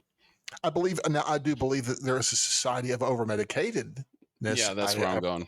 I Yeah, agree. I agree taking with that. the racial hesitation to get treatment out of the equation. This is just Well, general, yes. like Well, mental health in this is society today that I'm talking and about. yes, Yeah. and it's also just it's not just over mental issues, but over just the propensity of doctors to over prescribe common things. Hmm. It's like a family friend went in and had some dental work done, and instead of giving her like a couple of Vicodin or Vicuprofen, like which maybe a 5 milligram, they give her like a 20 milligram OxyContin, Mm. and then wonder why people are getting hooked on this crap. Hmm. It's like you don't give that kind of stuff. But that was a big problem with, of course, that brand in particular. I think OxyContin and as a matter of fact, they're still facing a bunch of repercussions of that right now, I believe. Yeah. Because my late missus was over medicated, and we had to physically start weaning her off ourselves, Hmm. because we realized what a problem this was. Yeah. And she did not like it, and we did not like it. And when you realized how much extra and how much they were giving her, it's like, dude, what is the matter with you? Are you trying to kill her? Hmm. And they probably Yeah. kill a bunch of them. Yeah. Probably more than we realize. That's crazy. Yeah, it is. Says, I'm fine, Monique. This is just me helping out at my daughter's birthday party. Great party, by the way. Monique says, yeah, she's having fun. I'm sorry about all the superhero stuff. She insisted, and again, for some reason, I think, because of her reticence about bringing up superhero stuff, I still think that Vaught had something to do with MM's father being killed. It's and the grandfather. I couldn't dig. The grandfather or her grandfather? No, his grandfather. Oh, his grandfather. Yeah, I don't want to say what happened. I think okay. So we find out more about Frenchie's stuff in season 2. This is MM's season. We're getting into the nexus of MM's issue this season. Yeah, because I started digging and it popped up something I did not want to see. Yeah, I was doing some research on MM one day, and I inadvertently read what happened in the past. Okay. And so the thing about his dad dying, I can't say whether or not, because what I saw didn't have anything to do with what happened to his dad. I think his dad just died from overwork. And he died at his typewriter, like MM said. I don't think anybody assassinated him, but something did kill his grandfather that set this whole thing off. And I'm not going to say what that was because it's going to come up. Okay. All right. We'll find it. Well, our answers will be answered. Okay, cool. Yes. Okay. Okay, cool. MM says, it's all good. It's behind me now. I'm over it. You've seen me in the last 12 months, right? I'm straight. It's ancient history. Monique says, I know. MM says, hey, you got a couple of hours on Friday night? I was thinking maybe we could meet over at Cafe Delfini's, have some tilapia, go over some co-parenting things. Monique skeptically asks, co-parenting things? MM says, yeah. She says, really? Where we had our first date? MM assures her, strictly business, scheduling things like soccer practice, dance recital. Monique says, you got to move on, Marvin. He says, the way you moved on with Todd, or... Monique looks away. MM sighs and says, sorry. We hear people singing happy birthday, and we see Todd has walked in with a cake. It has sparklers on it in addition to the candles. He's wearing a Homelander outfit. There is a print of Homelander on the cake with him giving a thumbs up. Janine blows out all the candles and everyone claps. You can tell as MM is clapping, he's faking happiness. He's obviously very upset about how his family is split up right now. No, I feel bad for him. I mean, as my favorite character, I don't like seeing him in this mental state for sure. I don't want to see him hurting, dude. I love him. But I was thinking, I was like, these are the consequences of his decisions, right? Because he did put his family at risk by getting involved with Butcher again. Yes. But it may not be entirely his fault because of his obsessive compulsive nature. Yeah. Yeah, it's a little of both. He sometimes, trust me. I think you and I we've both talked about the fact that we both share traits. Some compulsions. Yeah. Yes. Not to that extent. I've just finished assuaging one here, trying to get one card. So yeah. The completionist thing. Yes. I share a little bit of that. It was what's funny. It was a complete. I had the complete set, but there was yet another, like the third printing of this thing, and it was like, and they added one card to it. I'm like, oh my gosh! And then I found that the company still exists and still has them for dirt cheap. And I was like, okay, well, I bought a bunch of boxes for real cheap. And I was like, and I've just been opening. I've been having a good time opening and sorting because I'm OCD, so it's great to sort. Mm-hmm. I love sorting things. Did you get What the do you want? card that you needed? Oh yeah, I got 4 of them. Yeah. Okay, I'm nice. happy. Good job. And I still have a lot more to go. So yeah, but I got what I was I got what I was seeking. Yes. Cool. So I'm Nice. happy. All right. So I've scratched it. The itch has been scratched. Okay, cool. Because do you know what I mean? Do you get that from the OCD? It's kind of like that's the only way I can describe it. Is it's like some kind of bizarre like itch. You can't scratch with your hand. It's only or your brain. It's weird, man. I don't know how else to describe it. Let me tell you how it manifested itself most recently. Okay. I do intermittent fasting, so I eat a lot. Like my meals are pretty big, and I eat within a certain time window. And because of this, generally I'll have a really big bowl that I eat my food in. Okay. So like a mixing bowl. The salad will be like what would be a serving bowl for an entire family. That'll be like the size of the salad I'm eating. Right. And one of the bowls that I was using got a crack in it. So we had to get rid of it. So my wife gets me a handmade Japanese bowl. And it's a nice bowl. Okay. But she hands this thing to me, and immediately I'm repulsed by its shape because it's not a perfect circle. I understand. And it dude, it took me like days. I forced myself to eat out of it, and I could eat out of it, but it bothered me. You know, like I don't understand. It's hard to describe like mentally what's going on, but that's just like how it manifests itself. I get it. I totally get it. This is why I never wrote in books, because of the straightness issue. Mm-hmm. You know, it's like, and this is why I love digital, because I can highlight away and it looks great. Mm-hmm. But the straightness issue would kill me. I would throw the book away and buy a new one, and then take a ruler to it, and then would go crazy when I couldn't get it highlighted again, and be like, no. So I just don't do it. You know, I can't do it. Yeah, I got you. So, oh my goodness, we're our own worst enemies sometimes. We are. Okay.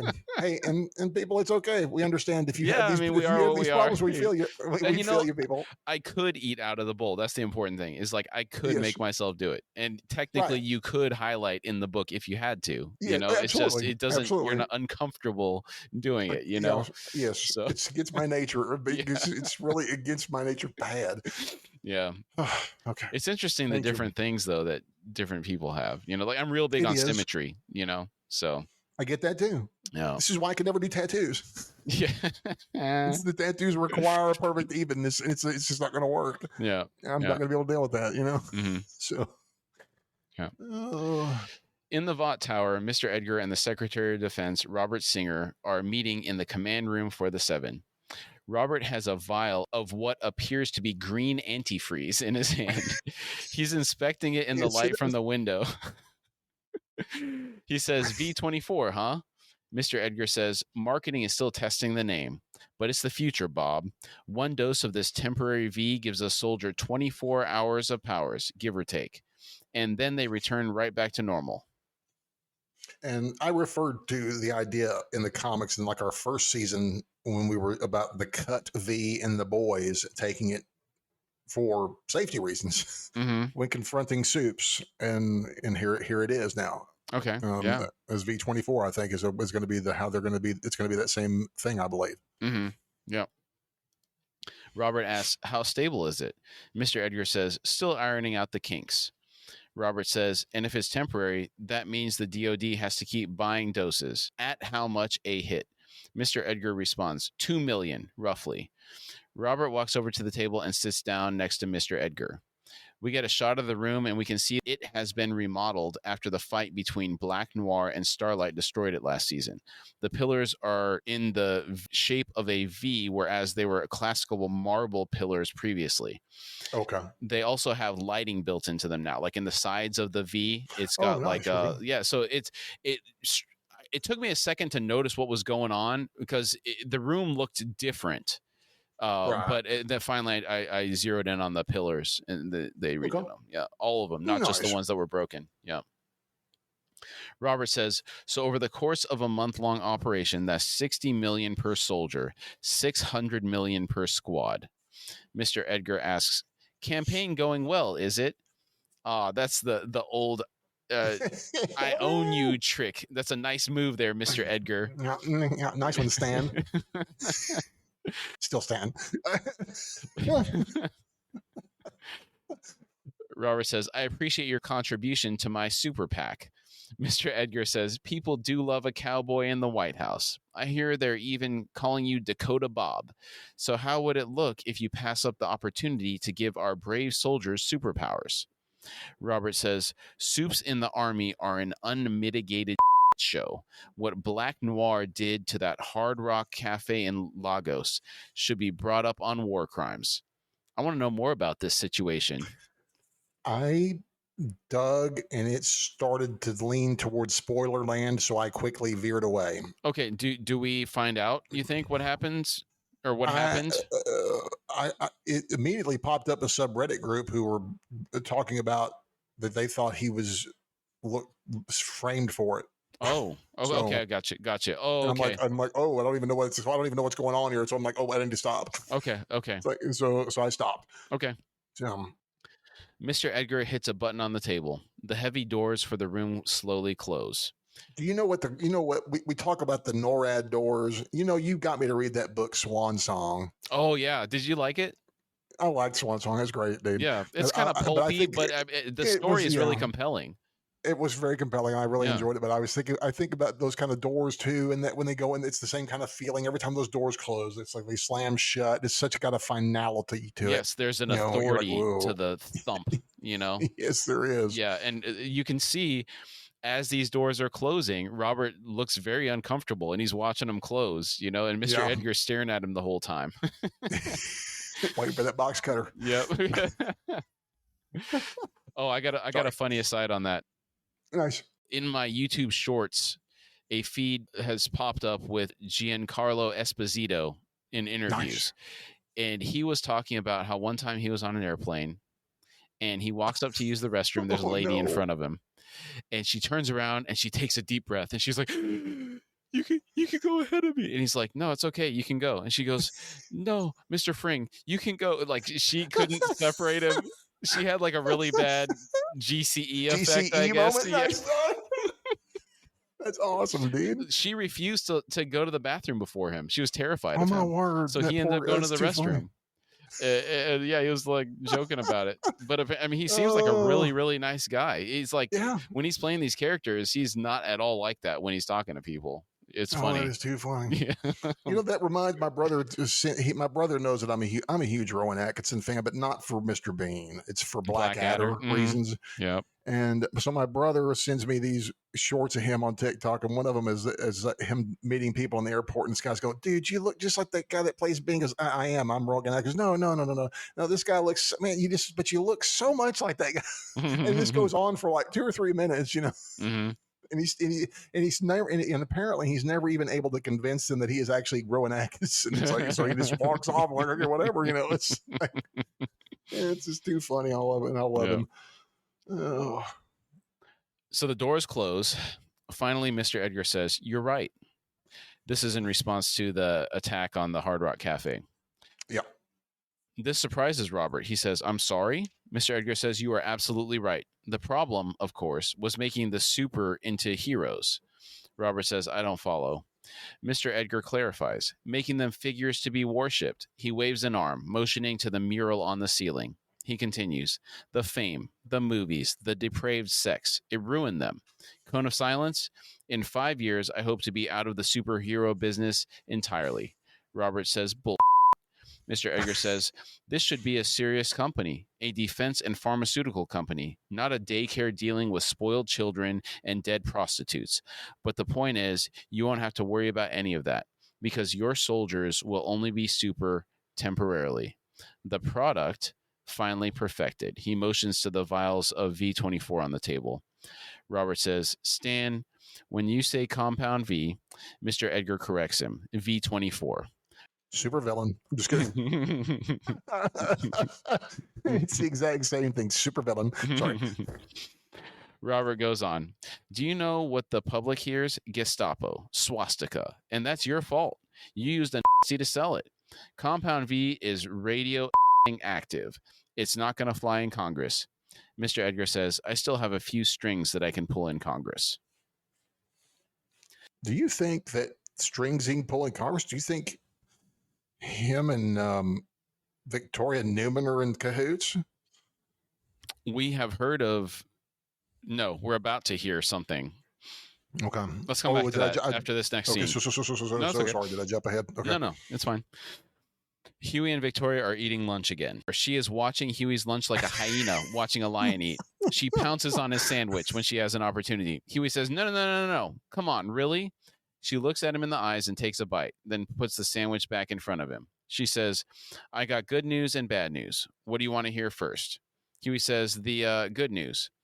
Now, before we go on here, when someone asks you this question, what do you say you want to hear first? Bad. Yeah, I'm the same way. I'm the same way because I want to finish it with the good news. Let's just get the bad out of the way. It's so funny. It's funny because you're the kind of person that may have read this book, and I don't really get. But it's Eat That Frog. I have not.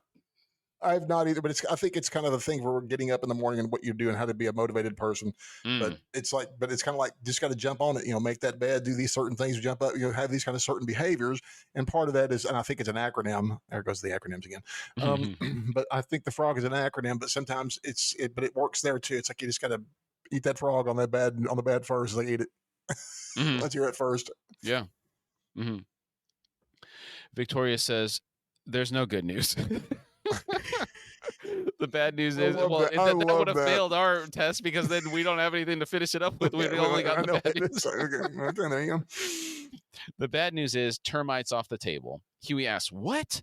Victoria says, Vought just closed a big endorsement for him with Terminix. I want to see this commercial. Oh my goodness! I can't imagine how bad this would be. I say that'd be bad. It'd probably be funny. They spend money on it. So Terminix is known for some funny commercials. Yeah, they could spend the money. Huey says, "We've been chasing termite for months." Victoria says, "I know." Terminix.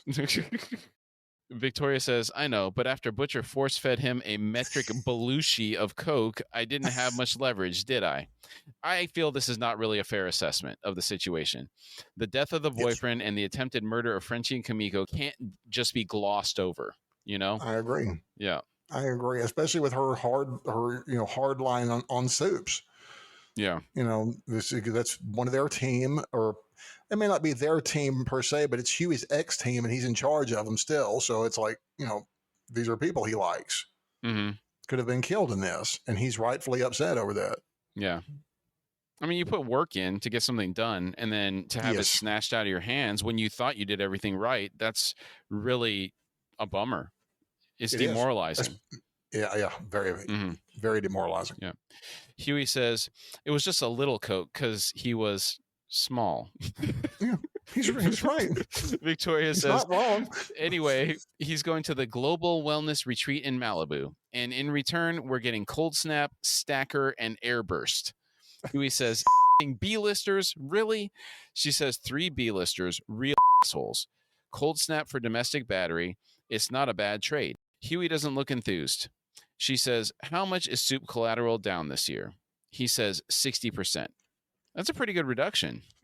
That's worthy. That's a good reduction. Yeah. She says 60%. That's 60% more people at home with their kids. We did that. Huey, you and I built this place, and we did it the right way without being covered in blood and guts, right? He says, you're irritating, but yes. She says, okay, so please just trust me. Now, to your point about are they in cahoots, Vought and the Department of what is this department called? What's the acronym? Department of Superhuman Affairs. Yeah, the Department of something Superhuman Affairs. Yeah. Okay, something like that. So they're making deals with each other. Yeah, and they're obviously making deals. But my thing was, it was something, and it didn't dawn on me till I asked that question. Then it just kind of something clicked right there for me. It's like, are they more together than I think? And are we once again on the Vought side with steering things with Stormfront? Now we're going to steer them with the Congresswoman that we control, who's very popular and in control of superhuman affairs, by the way. Yeah. FBSA, Federal Bureau of Superhero Affairs. Okay. FBSA. Federal Bureau. Okay, there we go. Yeah. It's a mouthful. Okay. Acrophobes. Oh, I forgot to give an Acrophobes. acrophobe warning. There we go. We got to put an acrophobe trigger warning. Acrophobe. Watch out, all you acrophobes. It's a thing. It's a thing. Yeah. If they're going to list it, it's a thing. Yeah. Hey, this isn't like Never Nude. What was that? Tobias Funke, right? Yes. From the Arrested Development. Yeah. Yes. Always wearing those jean shorts. Yeah. Yet he has a daughter somehow. Yeah. It's always too funny. I'm sorry. The Never Nudes. That's not a thing. But acrophobia is a thing, sir. Wait, Never Nudes are not a real thing? That they made that up for the show? They just made it up for the show. There's got to be stuff. Is there a fear of nudity? Fear of being nude? There's got to be. People are crazy everywhere. Everybody's got some kind of thing. We're going to come back to that next week. Gymnophobia is a highly personalized phobia. Some people with this fear are afraid of being naked in public, which I get that. But the Never Nude is different. Showers. Yeah, Never Nude is not the same as a fear of communal showers and changing rooms. I understand those. I get that too. It's like, I don't want to be hanging out with a bunch of guys in the shower. Okay. We were taken to Butcher's new office. It's in the Flatiron building in the city. That's the famous triangular building that they have. I dig it. I believe we discussed this in season 1. This is the office Butcher received as part of his demands to Raynor in trade for the Compound V, but he didn't specify how nice the office needed to be. So she gave him a shabby, abandoned office in the same building. Is that correct? It is. Okay. It is. Now, to be fair, I love the look of this office. It's got an old school feel to it, kind of like the offices of the Daily Bugle from Spider-Man. Oh yeah, dude, I would kill to have an office space there, shabby or not. They're getting enough They're getting enough funds. They could redirect some to have somebody come in and clean it up a little bit, snazz it up a little bit. I mean, it doesn't look bad, to be honest. No, I dig it. I think it's. I love that. I love that look. Like I said, it makes you feel like you're back in the 50s. Yeah. The 50s called. They want their office back. Yeah. No, they don't. It's still there. It's great. I want it. Butcher is speaking with Huey. He says, "You must be having a laugh. That little crawled up a guy's and blew him to bits. He almost killed Frenchie. And you're just going to let him go because Stan Edgar asked nice?" Huey says, "Soup collateral damage is down 60%. As Huey is speaking, Kamiko is practicing learning Dream a Little Dream of Me on a kid's piano. Butcher sees right through this and says, "Oh, come off it. That's that twat Newman talking." Huey says, "She has locked up more soups this year than every other year combined." Butcher says, "Then you're a twat. Huey, you're working with Vought." Huey begins to say something, then notices Kamiko practicing. Butcher also notices. Huey smiles. Butcher says, "Me. I should have done termite when I had the chance." Huey says, Look. Things are good. We're actually winning." Butcher says, "Winning, are we?" Huey says, "Yeah." Butcher says, "Locking up a couple of nobodies ain't winning. They got all the money and all the power, and they want us dead. We're outmanned and outgunned, and we got to put them in a box before they do it to us." Huey says, "If you would just compromise a little bit." Butcher says, "Compromise? You. Your whole life's a compromise." Butcher begins walking away from Huey. Huey gets angry and says, "Hey, at least I have that life." Butcher stops walking. Frenchie has been listening, his eyebrows raised when he hears this. Huey says, "I didn't mean that. Look, can we just stop dancing around this? I'm sorry. I'm sorry that I left." Butcher has walked up to his desk and is shuffling some papers. He says, "You think I give a shite?" Huey says, "Yeah, I think you do. I think you're pissed that MM and I both left." Butcher says, "MM was a bit of a loss. You, not so much." Tell him how you really feel, Butcher. Well, it's like Butcher needs you when he needs you, and he can care less what happens to you when he doesn't need you. So True. Right now he doesn't need Huey. But when he needs Huey, you better believe he'll be buttering him up. Huey says, "Butcher, it's been a year. You can stop all this. It's okay to stop. to move on. She would have wanted you to. Now, this is twice this episode. People are trying to get Butcher to pack it in. Well, look at him. He looks, compared to everyone else, I mean, he looks bad. MM looks good, but we know he's not internally good. Mm-hmm. But everyone is looking like Frenchie and Kimiko look great. They look like they're having a good time. Whatever, when they're partnered up together, they seem like they're having a good time, and they look great. Mm-hmm. Huey's obviously doing great. So, Butcher just looks miserable, but at the same time, he really was happy when he was with Ryan. Yeah. Which is different and cool. I mean, it's different. Yeah. Butcher takes his annoyance out on Kimiko. He yells, "Oi, Stevie Wonder, will you knock it off? You're doing me head in. Everyone's losing their minds." He sits down heavily in his chair behind his desk. Frenchie tells Kimiko, "Hey, forget it." Huey says, "Or maybe they're just trying to be happy." Butcher is sitting in his chair, stewing. His leg is shaking. On his way out, Huey tells Kimiko, "I thought it sounded great." She smiles and looks over at Butcher and then starts playing again. She's like really gingerly hitting the keys. She's kind of trying not to get in trouble. Butcher looks super agitated. His leg's really shaking. When he does that leg shake, remember, that's an exact mirror of Homelander doing the same thing. Yes.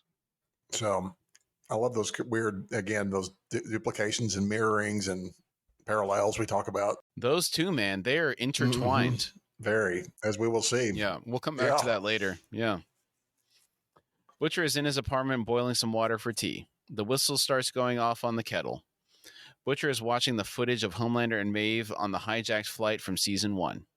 The whistle is getting louder and louder as he's watching it. It's the scene where Homelander is threatening the passengers to get back into their seats or he'll laser them. Yeah, that's rough. Yeah, that was rough. Yeah. In the Vought Tower, Homelander and Starlight arrive at the command room for the 7 at the same time. Homelander says, "Excuse me, Starlight, I need the room. I got a meeting with Stan." Mr. Edgar is already in the room. He says, "Actually, I invited you both. Have a seat." Homelander says, "Great," and quickly moves to get to his chair at the head of the table. He cuts Starlight off in the process. He sees Mr. Edgar is beating him to the chair, and he starts to trot, but still doesn't make it in time. He's visibly frustrated. I mean, it's so childlike. Oh, it's hilarious. It's sad. It is sad. Mr. Edgar sits down and says, "I remember when you first arrived, Starlight. A farm girl from Kansas, bright-eyed like Dorothy in Oz."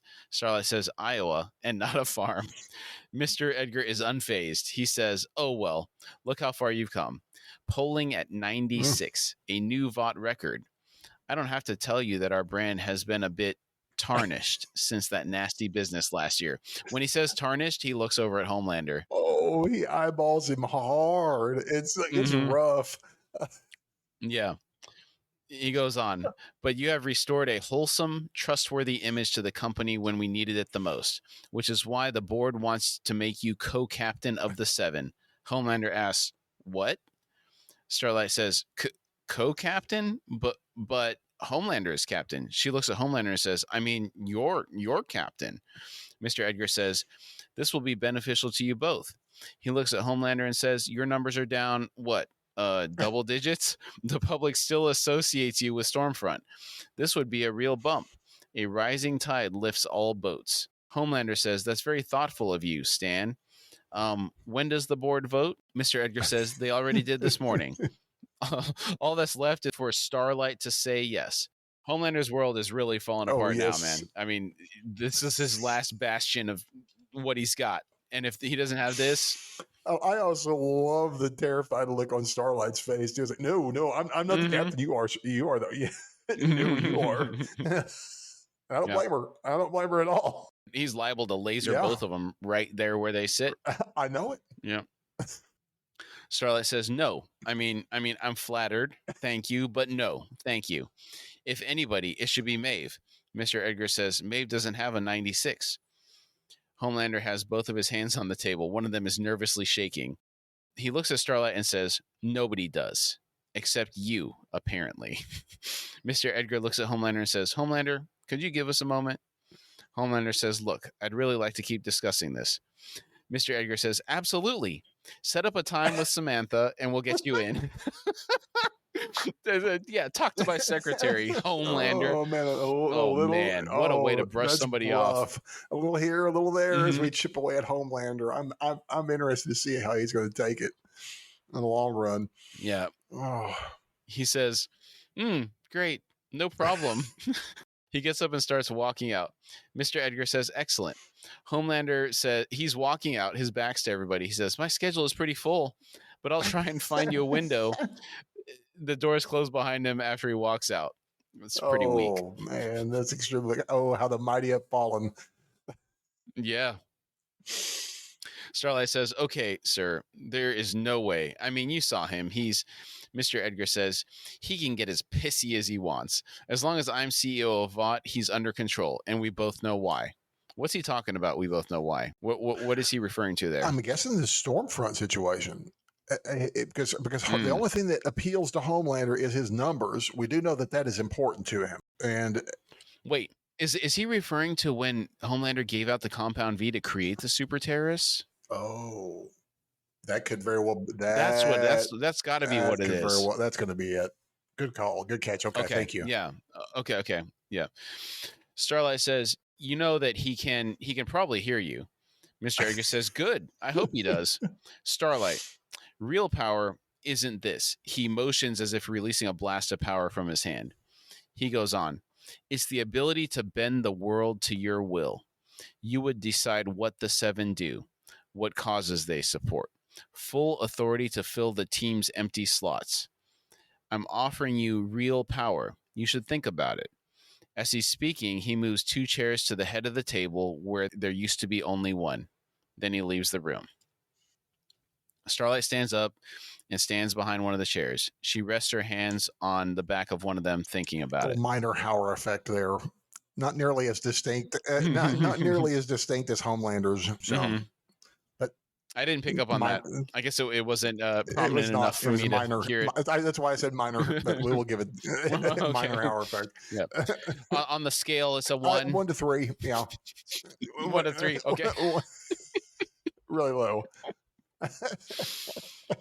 Yeah. Just looking for an excuse to break out that term. We're trying to give our credits where our credits due. I've got a lot to keep juggling.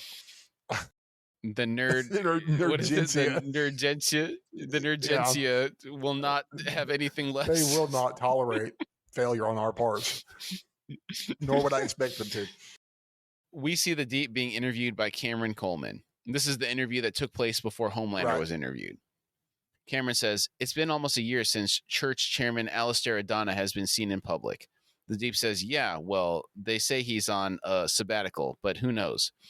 What I do know is that there are literally thousands of tortured souls who are trapped in that church right now who want to escape just like me and my wife did. Cameron shakes his head and says, that's very brave. The Deep says, thank you. Cameron says, your book Deeper has been a game changer. Obviously, you've had your past troubles, but I think people are surprised at how sensitive and insightful you really are. After your last TED Talk, Vanity Fair called you the thinking person's superhero. If this isn't a sad critique on things, I don't know what is. The biggest joke is being associated with words like thinking person. This cannot be good. This can't be good. The Deep says they did. Now, I accidentally came across something. It was a promotion for season 3, I think, where the Deep was giving words of wisdom. Nice. And it was a TED Talk, it was something else. It wasn't a TED Talk. It was like he would say something, then the camera would shift, and he'd be a different angle, and he'd say another thing. And the camera, it's kind of like one of those philosophy readings or something. I'm gonna check it out. Like that. Great. The broadcast changes to American Hero, a reality show. The announcer says, with only 3 contestants left, who will join the 7? Will it be Supersonic? There's 4 left. Right? When we get to the thing, okay. All right. That aside, the announcer says, with only 3 contestants left, who will join the 7? Will it be Supersonic? He first exploded onto the scene as Drummer Boy. At least as Drummer Boy, he did not explode on a scene. Yeah. So He's singing a song. The lyrics, kick off those Uggs and slide up next to me, all right? And it's like boy band stuff. No, not a boy band. The announcer continues, hero, Christian, and triple threat member of the multi-platinum group Super Sweet. There's more lyrics. Got Netflix in my mailbox. So this is before streaming. It's like they're 90s, getting it in the mail. 90s Netflix, 2000 Netflix. 2000s, yeah. Okay. The announcer goes on, when he broke hearts everywhere by dating a certain rising star on the Capes for Christ circuit. We see a magazine cover for the Super Sweet magazine. This is kind of like the Tiger Beat type magazine. Here are some of the headlines we see on it. Drummer Boy's 5 favorite songs and what they reveal about him. Take the quiz. How compatible are you with Drummer Boy? Super Sweet's Corey. I'm way too shy to ask out a girl. And then the main thing says, no, Drummer Boy taken. And it's got a picture of Starlight behind him. We can see he has arrived at the American Hero Mansion. He is walking up the red carpet to the entrance. We then see him curling 945 pounds on the barbell.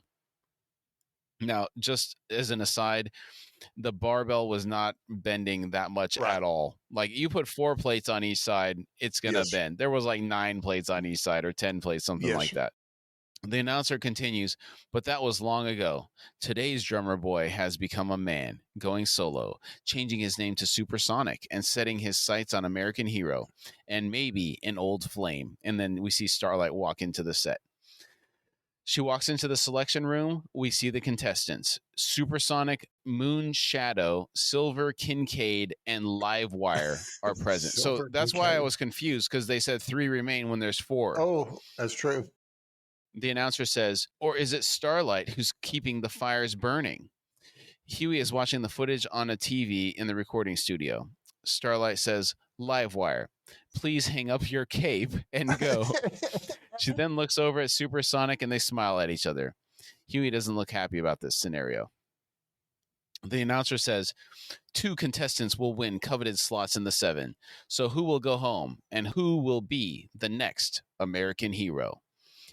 Huey is walking through the set to find Starlight. He passes Moonshadow and Silver Kincaid. He says hi, and they both ignore him. He walks up to a room and sees Starlight and Supersonic sitting in chairs talking and laughing. He takes a moment to center himself. He fakes a smile and walks up to them, greeting them. Supersonic says, Huey, what's up, my man? He seems friendly. Yeah, because he does seem like a nice guy. And knowing Starlight, he's probably a pretty decent fella. Mm-hmm. Yeah. Huey asks, how's it going, guys? What are you guys doing? Starlight says, we're running lines, actually. Huey asks, for a reality show? Supersonic says, right? The reality behind the reality. Starlight says, mm-hmm. Huey says, yeah, oh, man. I was in the control room, and they had this, like, bio thing on you. Supersonic says, oh, God, I'm sorry. Yeah, that boy band is so embarrassing. Starlight says, you know what? I really like Rock My Kiss. Supersonic asks, really? She says, I do. Supersonic says, did you? I actually, wait, I thought it made you puke. She's confused for a moment. He gets a sly look on his face, and then they both start laughing. She says, shut up, shut up. Supersonic says, it's true. Huey asks, what are you talking about? Starlight says, okay, be careful. I can still kick you off the show. Supersonic says he has a right to know. Come on, we were what, 19? She says 18. He continues, okay, so 18. The band was performing at the opening of Vaughtland, St. Louis. But before the show, Annie and I snuck into a cantina, and they had those yards of margarita. Starlight says, I must have drank a quarter mile. Supersonic says, so, middle of the show, we bring out Starlight to do a number. And little orphan Alki steps onto the stage and she just pukes in front of a festival crowd. I mean, the tweens, they lost their She says, humiliating. Huey says, wow, I had no idea you drank back then. Supersonic says, oh, yeah, Miss Goody Two-Shoes, she had a fun side. Big time. Outside, Huey is walking with Starlight. He says, and really great, you guys are still so close. Just really, really great. She says, you have nothing to worry about. Huey says, no, totally. He's gross, and you've known him your whole life, and he, took your virginity, so why would I worry? She says, okay, it was a mutual taking of virginities, and you know what? It happened so long ago, and only a couple of times. Huey says, wait, really? She says, yeah, we were really religious, and we weren't married, so it felt weird having sex. I mean, sex. They have arrived at her trailer. She opens the door and enters. And as she does, she says, we did a ton of butt stuff. Huey is stunned and he has stopped walking. She pops her head back through the door and says, I'm with you. He laughs and says, okay. She says, come on. He enters and says, yeah, never do that again. Inside, Huey is holding a Starlight knit plush. A terrible looking knit plush. Oh wait, is that like a homemade crocheted plush? It's crocheted. There's also a cuddle plush in the trailer, but this one is knit. So that's like her mom probably made that one for her, maybe. Or a fan or something. I don't know. Vought might make them too. That's true. Yeah. Huey is holding the plush. He takes a seat in the trailer and he says, wow, co-captain, huh? Wow, that's a... Behind him, we can see a Starlight blow-up doll. I don't know what that's doing there. She asks, is it crazy? Huey says, I mean, Vaught's the worst thing that's ever happened to us, and now you want to be their Ronald McDonald? So yeah, a little crazy. She says, yeah, but first female co-captain of any super team ever? I mean, think about what that would mean to millions of girls. Huey says, I'm sorry. I'm just surprised, I guess. I mean, is this your mom talking or you?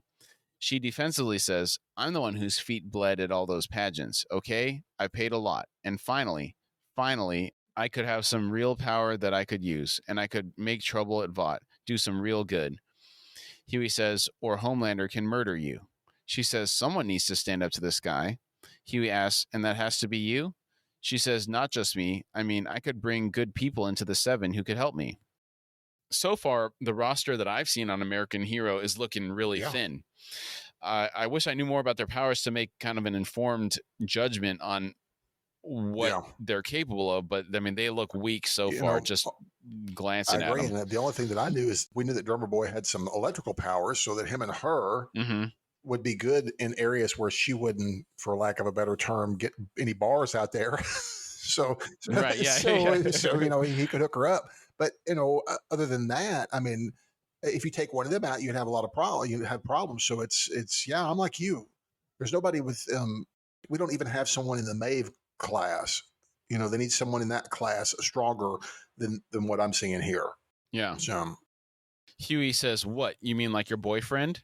She says, it's not a good look, Huey. No one even bats an eye when a man climbs the ladder.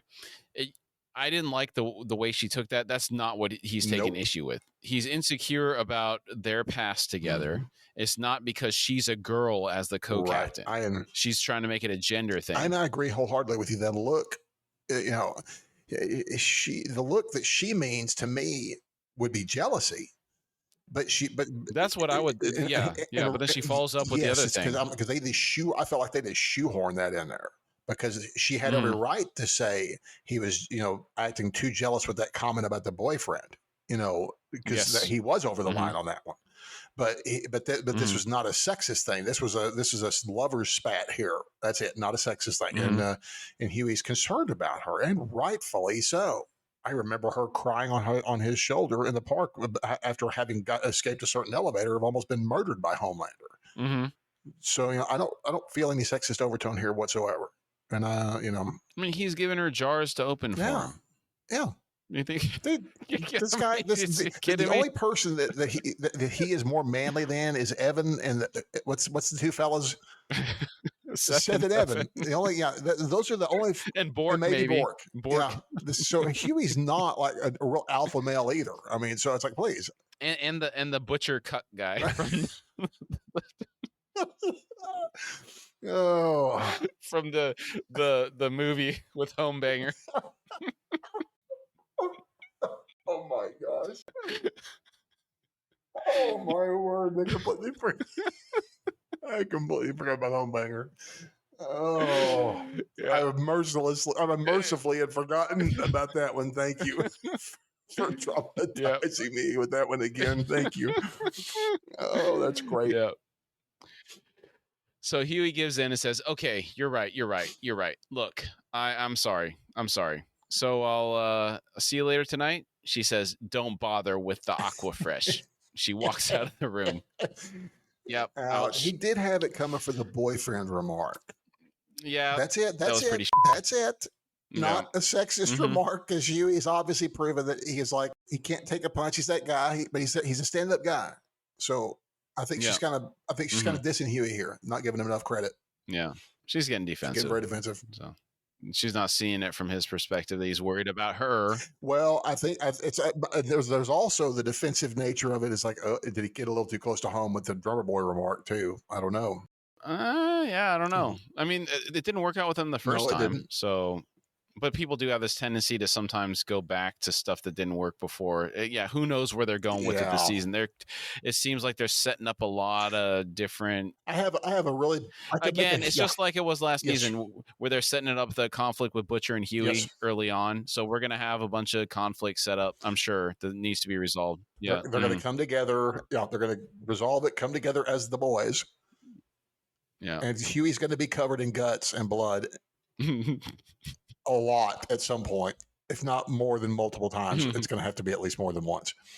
In the command room for the Seven, Starlight and Homelander are posing for pictures at the head of the table.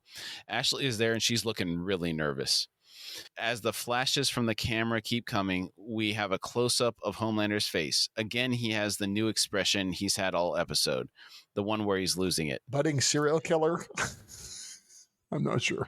I don't know if it's that level yet, but there's like this tension to his eyes. There's something going on. It's not like a blank look. It's like he's super anxious. It's like he's restraining himself from killing everyone. Is kind of what I'm thinking is going on there. Okay, maybe I could be wrong, but I mean, okay. Is it like the look of a manager working the returns at Fry's Electronics? It could. Have you seen this look before? Yes, I have. It's been a while, but yes. Oh, that's great, dude. Oh, my word. Oh, but it's close. It's it's the guy that it's like a guy that's really close to going postal, but at the same time he's like such a I make a critique later on, I think, in here, but the fact his behavior is so much like a 10-year-old boy because he's never, it seems like once his powers developed, everyone was afraid to have anything to do with him, so they just kind of stood away and let him do his own thing. And now that he's a grown man and can't process any of his emotions, he just, we're watching this guy who doesn't have any idea how to process anything, try to process things, and you hope he doesn't destroy the world while trying to do it. Yeah. So it's kind of weird and scary. Out in the hallway, he passes A-Train. A-Train says, "Hey, Homelander." The sound is muffled, as if Homelander is overwhelmed. He's lost in his thoughts. Homelander stops walking and asks, "What are you drinking?" A-Train says, "Shake Shack." Homelander turns to face him and says, "Oh." A-Train asks, "You want one? I'll go grab a PA for..." Homelander says, "Oh, no, thank you, though." Homelander walks closer to A-Train and says, "Yeah, I see you got the extra whipped cream in there, huh?" A-Train says, "Yeah." Homelander says, "Yummers. I guess you wanted to cram in as much fat as possible, huh?" A-Train asks, "Did I do something wrong?" Homelander says, "You think I haven't seen you shoving back 24 cupcakes in the break room? 9 servings on Miro's truffle risotto night? He pokes A-Train in the stomach a couple of times as he says this. A-Train says, Hey, man, I need 30,000 calories a day." Homelander says, "Maybe when you actually ran, you did, but now you're just eating your feelings, making us look ridiculous. The fastest man alive. What a joke."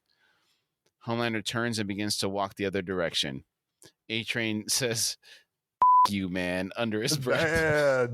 Bad move on that one, on his part. Wow. Yes. A colossal screw up on his part. Yeah, you should know better. Yeah. Homelander hears this and stops. He asks, "What did you just say?" A-Train says, Nothing. Homelander storms back up to him, grabs him by the back of the neck, and says, "What did you say to me?" A-Train says, I'm sorry. I'm sorry. I didn't mean it. Homelander's eyes start to glow. He says, say it. A-Train starts to apologize, but drops his shake, spilling it all over the floor. Homelander again says, say it. A-Train says, I'm sorry. Homelander's eyes glow for a while, then he finally releases him and storms off. A-Train looks up and sees Maeve down the hall. She watched the whole thing. He walks away. Maeve gets out her phone and texts someone, we need to meet. We don't see who it is. Yep. There is an NNC breaking news broadcast on the TV. At least, so it's always going to be NNC's always going to be breaking news, aren't they? Okay. Yeah. Okay. This time, actually, it is breaking news. It says the title reads, Storm Chaser Rally Turns Violent.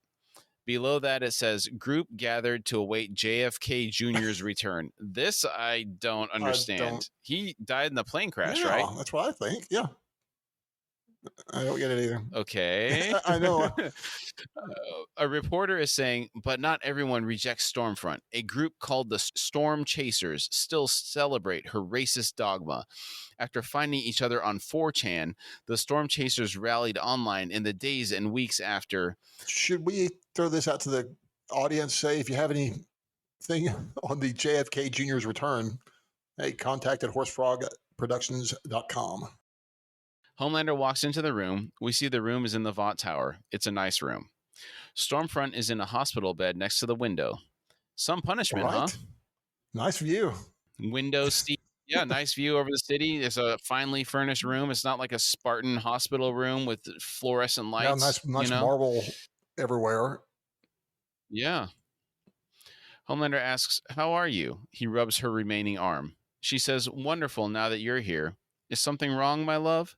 He says, I'm just skulking around like a frightened schoolgirl, apologizing when I've done nothing wrong. Today, they made Starlight co-captain. She says, no. He says, mm-hmm. She says, oh, my poor baby. He says, I don't know how much more of this I can take. She says, no one suffers like you suffer. Let me help. She holds out her hand. No one suffers like you suffer. Now, this is an interesting take on this situation. I guess suffering is relative. Sure. Homelander has had his way for most of his adult life, and now he is having that taken away from him. And again, this I already kind of brought this up, but the fact, he behaves like a 10-year-old, and that is horrifying. Mm-hmm. And he's really showing it. He's trying to process this stuff. Yeah. What's interesting to me is, she's saying no one suffers like you suffer, yet she's missing 2 legs and an arm. Half her body is scorched. Yeah, and an eye. She kind of speaks strangely because of the scarring on her mouth. Yet she's telling him no one suffers like you suffer. Well, I guess she just wants to prop him up to still try and again, I'm curious to how much control does she have any control? I mean, how, she must have some modicum of control to be in this nice place and not be in prison somewhere, Mm-hmm. So, yeah. I did hear an Indian yogi being interviewed by somebody on the topic of suffering. He said that if a farmer has 2 cows and he loses one of his cows, he feels the same pain as a billionaire that loses half of his money. Because pain is relative. I can agree. That sounds true. It's an interesting thing. Now, the billionaire thing, I mean, $500 million is still a lot of money. But in terms of the emotional reaction that you'd have to losing that much of your wealth, I guess that's what he's talking about. I think so. Yeah. So I think the reason that comes to mind is, to Homelander, he is suffering. Yeah, he is. He really thinks he is. Yeah. He honestly does. Homelander says, honestly, I have to put up with these people. They hold that video over my head month after month. They took my son from me. They want me. Here you go. He walks up and lowers the bed, then gets his junk out and puts it in her hand. She begins to take care of him with her one remaining hand. This is ridiculous. He keeps talking. He says, see, they want me weak, castrated. They should be worshiping me, tremble at my feet, put a knife to their children's throat like Abraham to Isaac, if I say so. She says, oh, they will. When you lead an army of Aryan Ubermensch to their victory, This brings him out of his fantasy. He says, "What? No." She says, "Yes, yes." He again says, "No, no, no." How many times do I have to tell you? We don't need a master race. I'm the master race. That's the point. That's the whole point. So their ideologies do conflict with each Yes. other. Yeah, he's much more narcissistic about it. Yes, he wants to be the sole object of worship. Yeah, it's interesting. She says, "No, you have to. It took 100 years, but we finally found you. It's your destiny." He backs away from her and says, "Oh my God, whatever. Just rest." She says, "What? No, please, please." She's whimpering and crying as he leaves. I wonder if she'll recover. You know, I'm curious. Or we keep. She's been there a year. Yeah. And she's pretty remarkably recovered for a woman who had lost 3 limbs and half a face.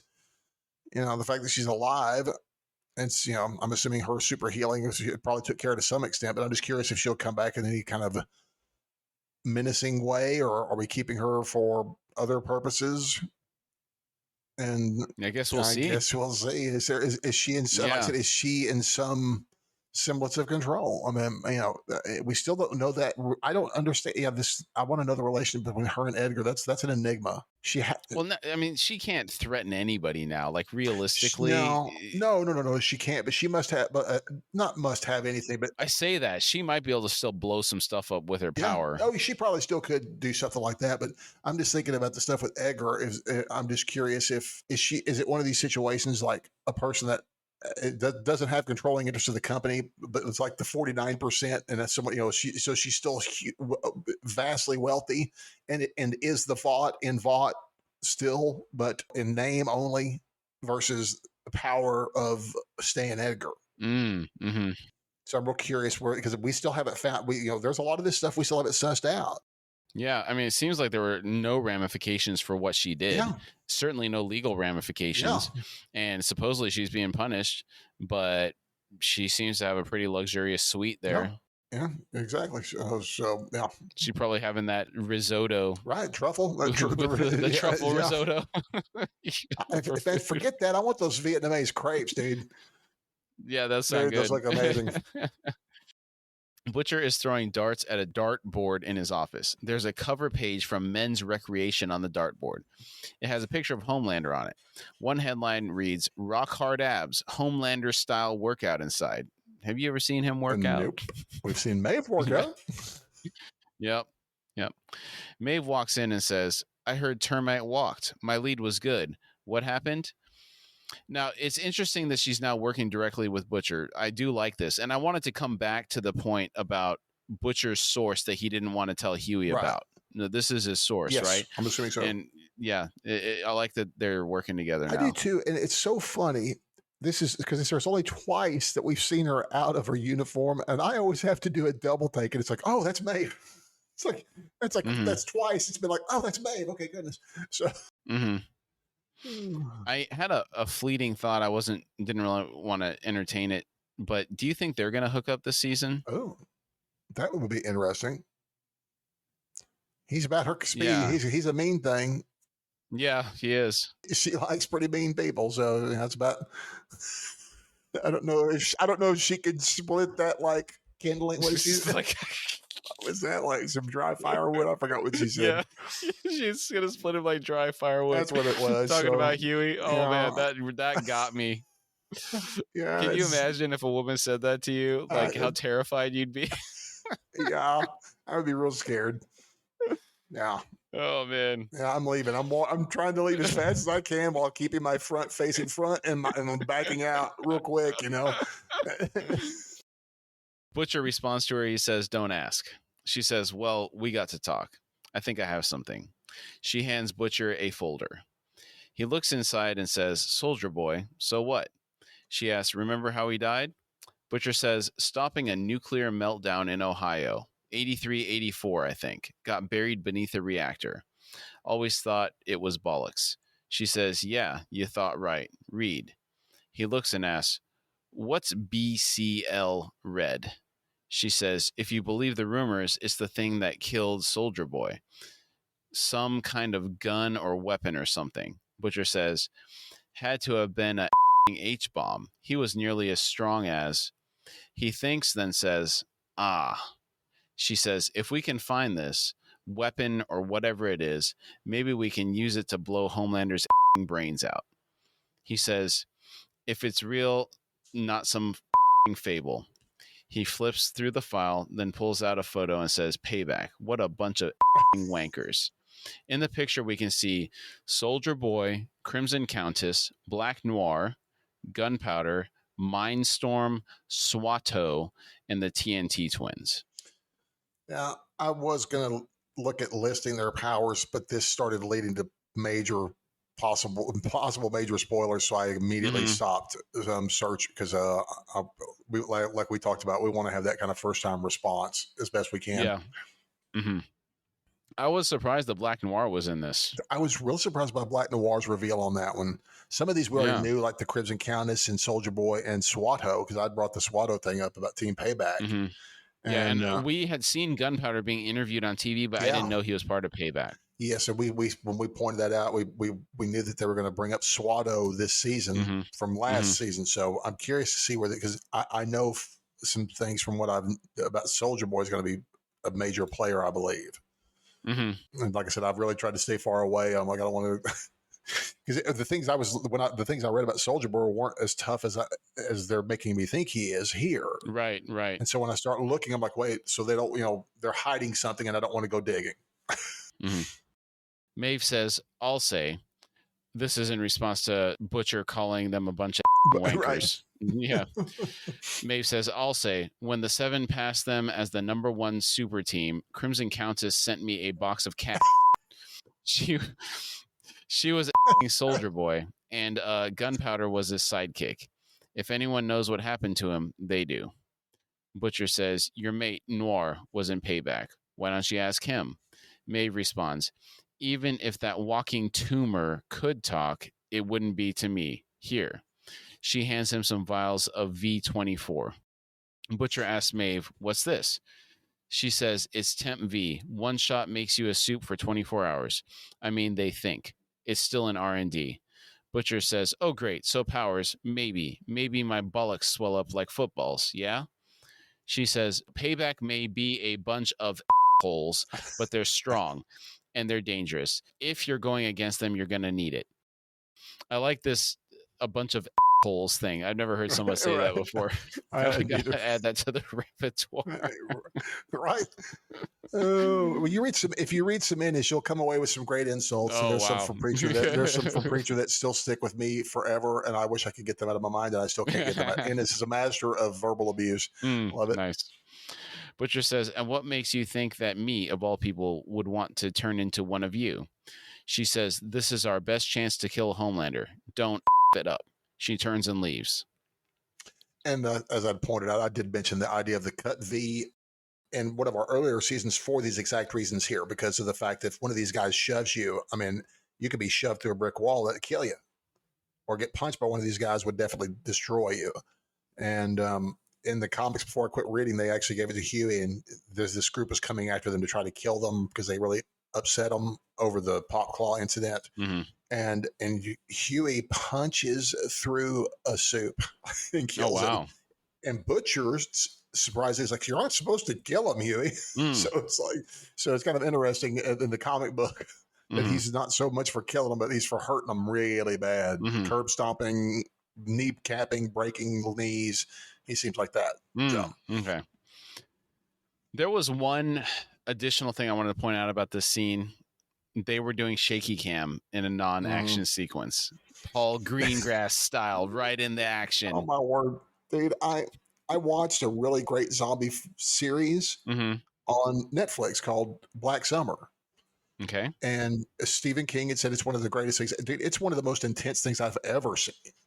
Because season 1 in particular used barely any music to pump up atmosphere. Oh, yeah, I love it when they do that. Dude, it made it so intense and so realistic.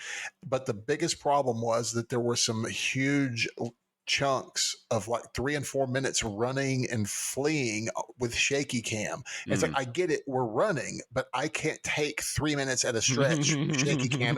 It gives me a headache. Nice. But I want to tell you, though, I have never been so immersed, and just like, it was one of the most powerful things I've seen in a long time. Black Summer. Black Summer, 2 seasons on Netflix. It's a prequel to a show called Z Nation, which is kind of a comedy. I don't know how it's a comedy when this one is so utterly brutal and hateful. I mean, it's mean. It's the outbreak on, and it's visceral. It's just run from scenario to scenario to scenario, barely surviving. It's awesome. Mm-hmm. And lack of a real sparse musical landscape really helps. And the season 1 in particular does it. They do more scenic music inside of it. I believe that's called diegetic, when it's actually in the scene that's necessary or unnecessary. But the use of the music was, they were using it. It was distracting in season 2 versus season 1. Okay. Because you got so used to no music. Mm-hmm. Yeah. So, but they're both very intense. I do recommend it. But it's pretty much a nonstop shaky cam fest. Okay. Because it's running from high speed. They're aggression zombies, rage, whatever. So it's running always, and running with a shaky cam. Mm-hmm. So other than that, it's spectacular.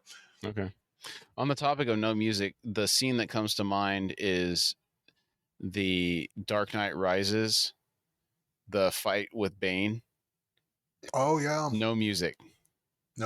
Complete silence. And it really emphasized kind of the sound of the water, in the sewer that they were in, and just the striking of that really struck me first time I saw that.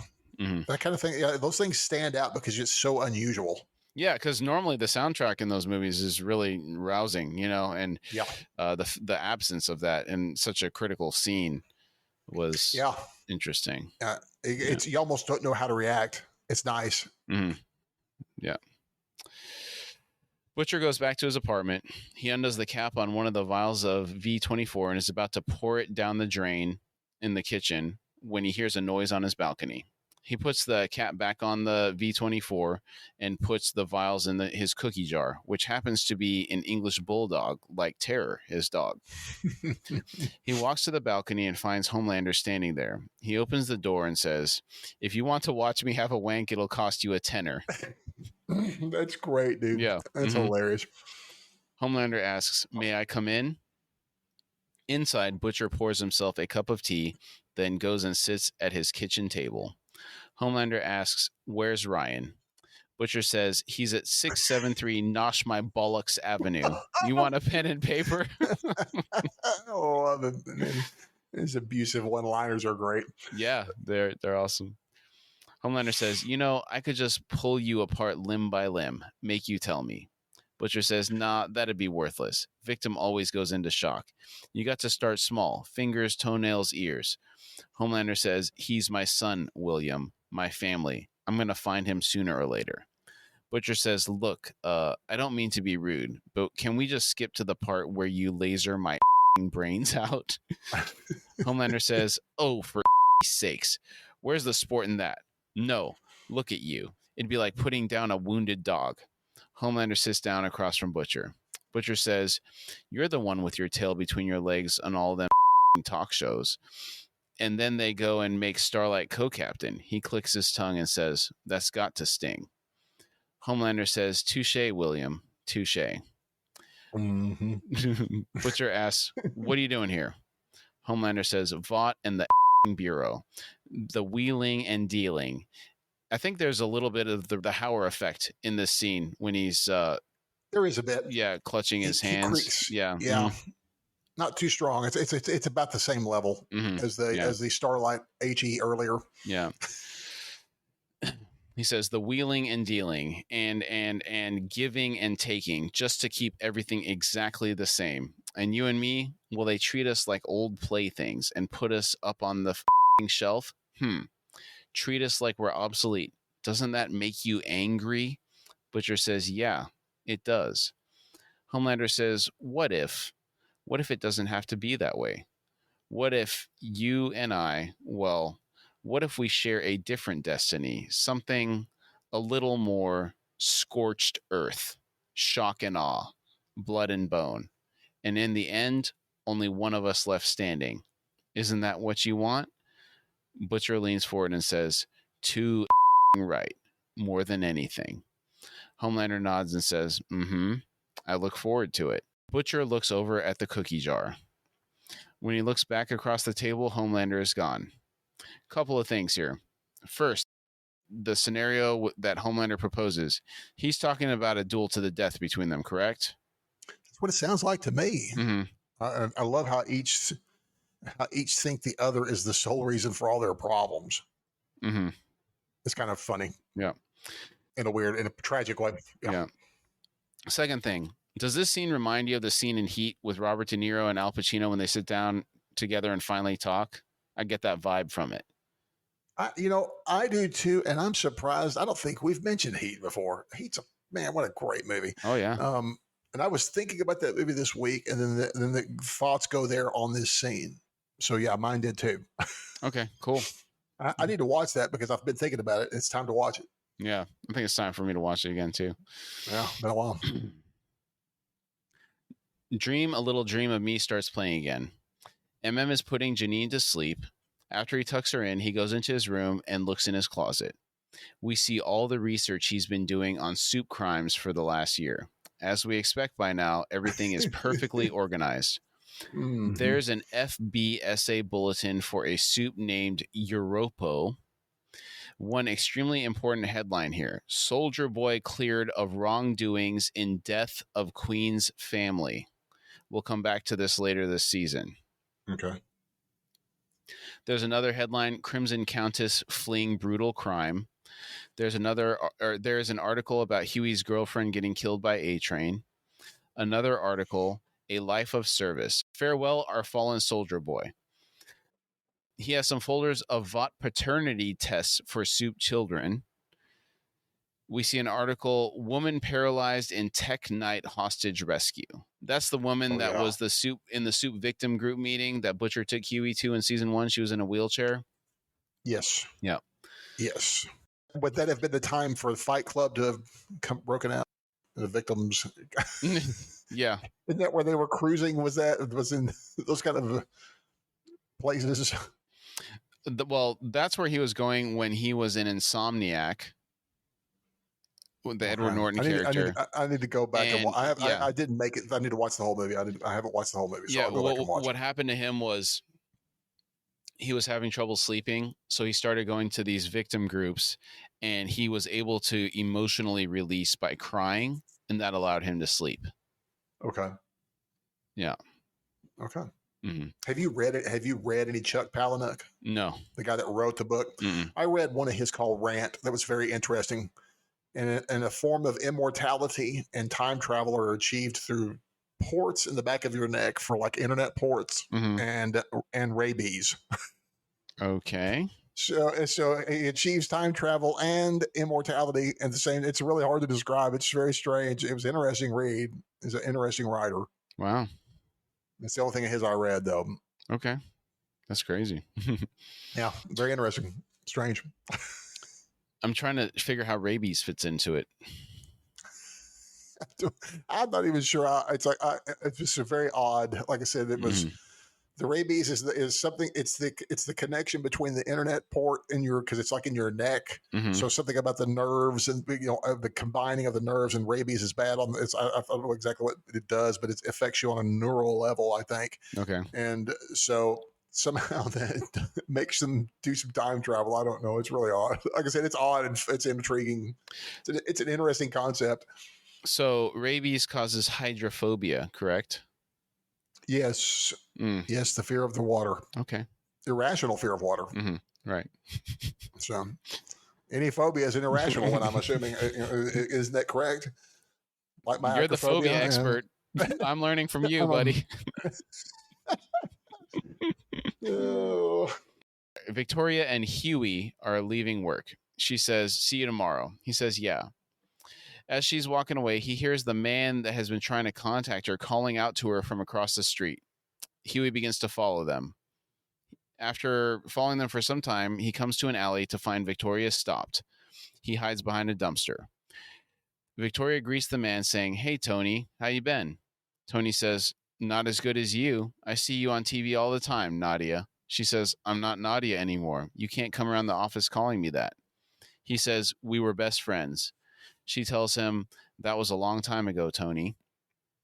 He says, we should tell everyone. You have a platform now. We should tell everyone about Red River. She shakes her head and says, it's not that easy, Tony. He says, I need people to know what happened to me. She says, Tony, I can't. He says, please. She looks at him for a while and then says, okay. He asks, yeah? He chuckles.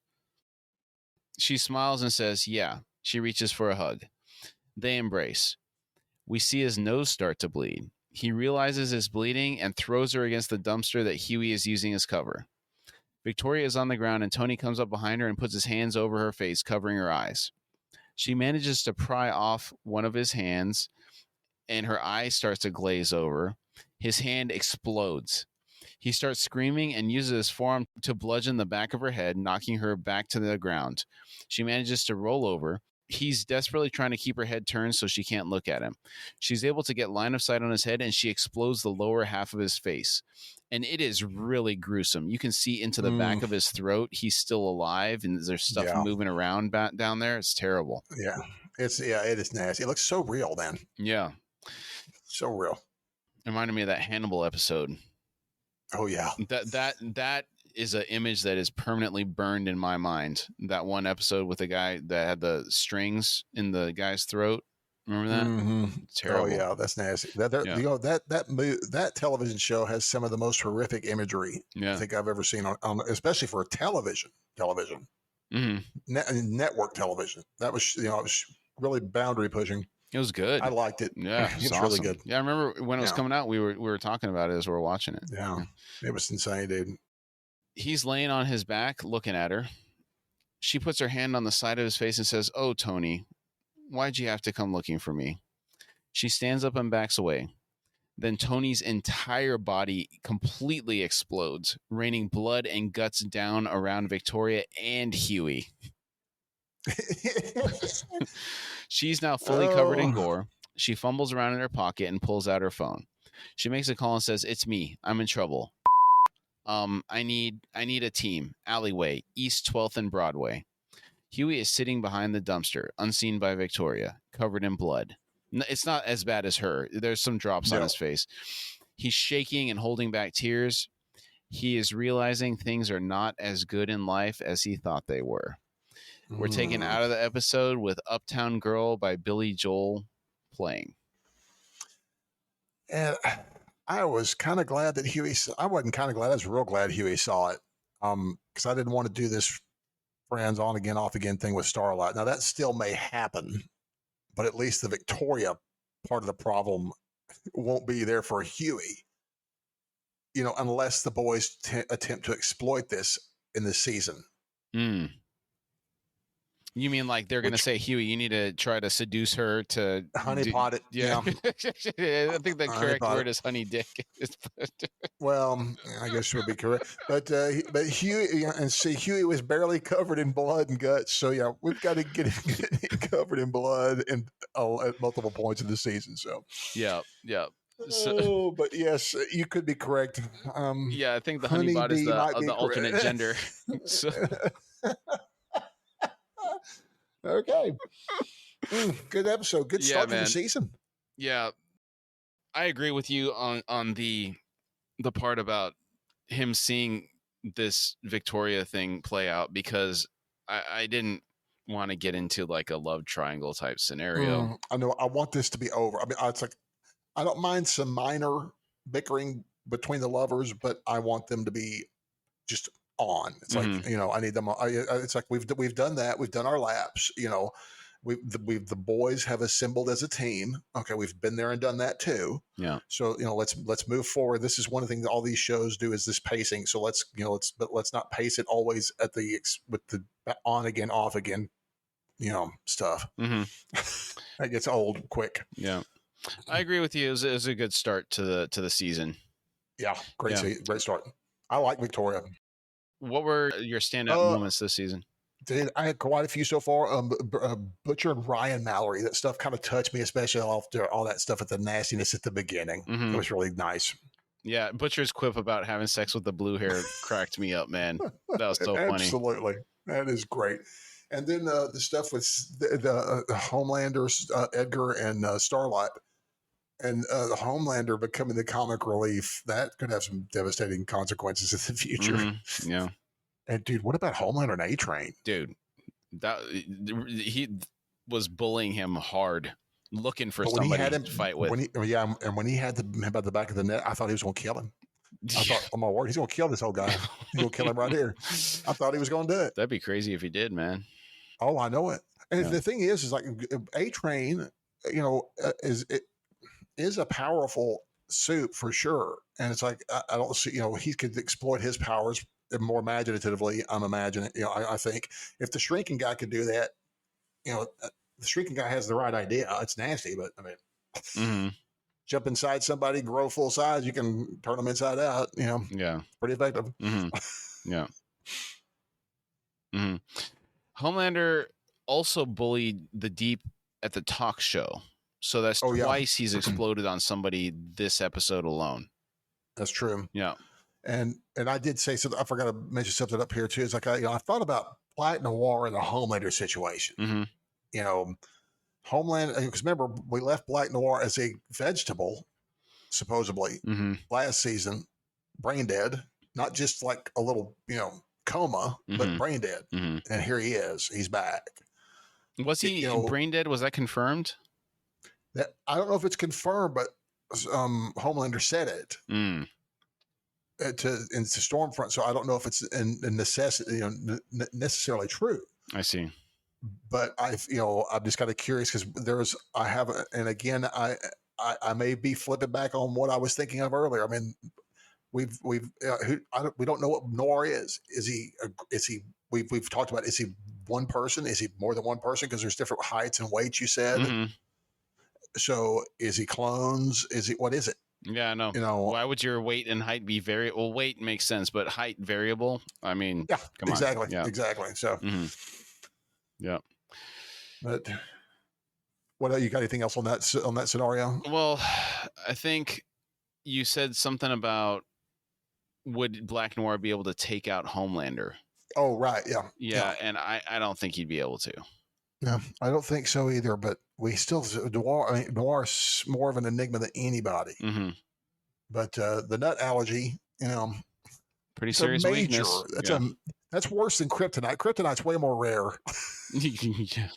Tree nuts are everywhere, dude. Yeah, you're done in California for sure. It's like, dude, I could run it over. It's like over here. I've got behind me. I've got a pecan tree. I've got pecans behind the Slotskys right over the fence. Yeah.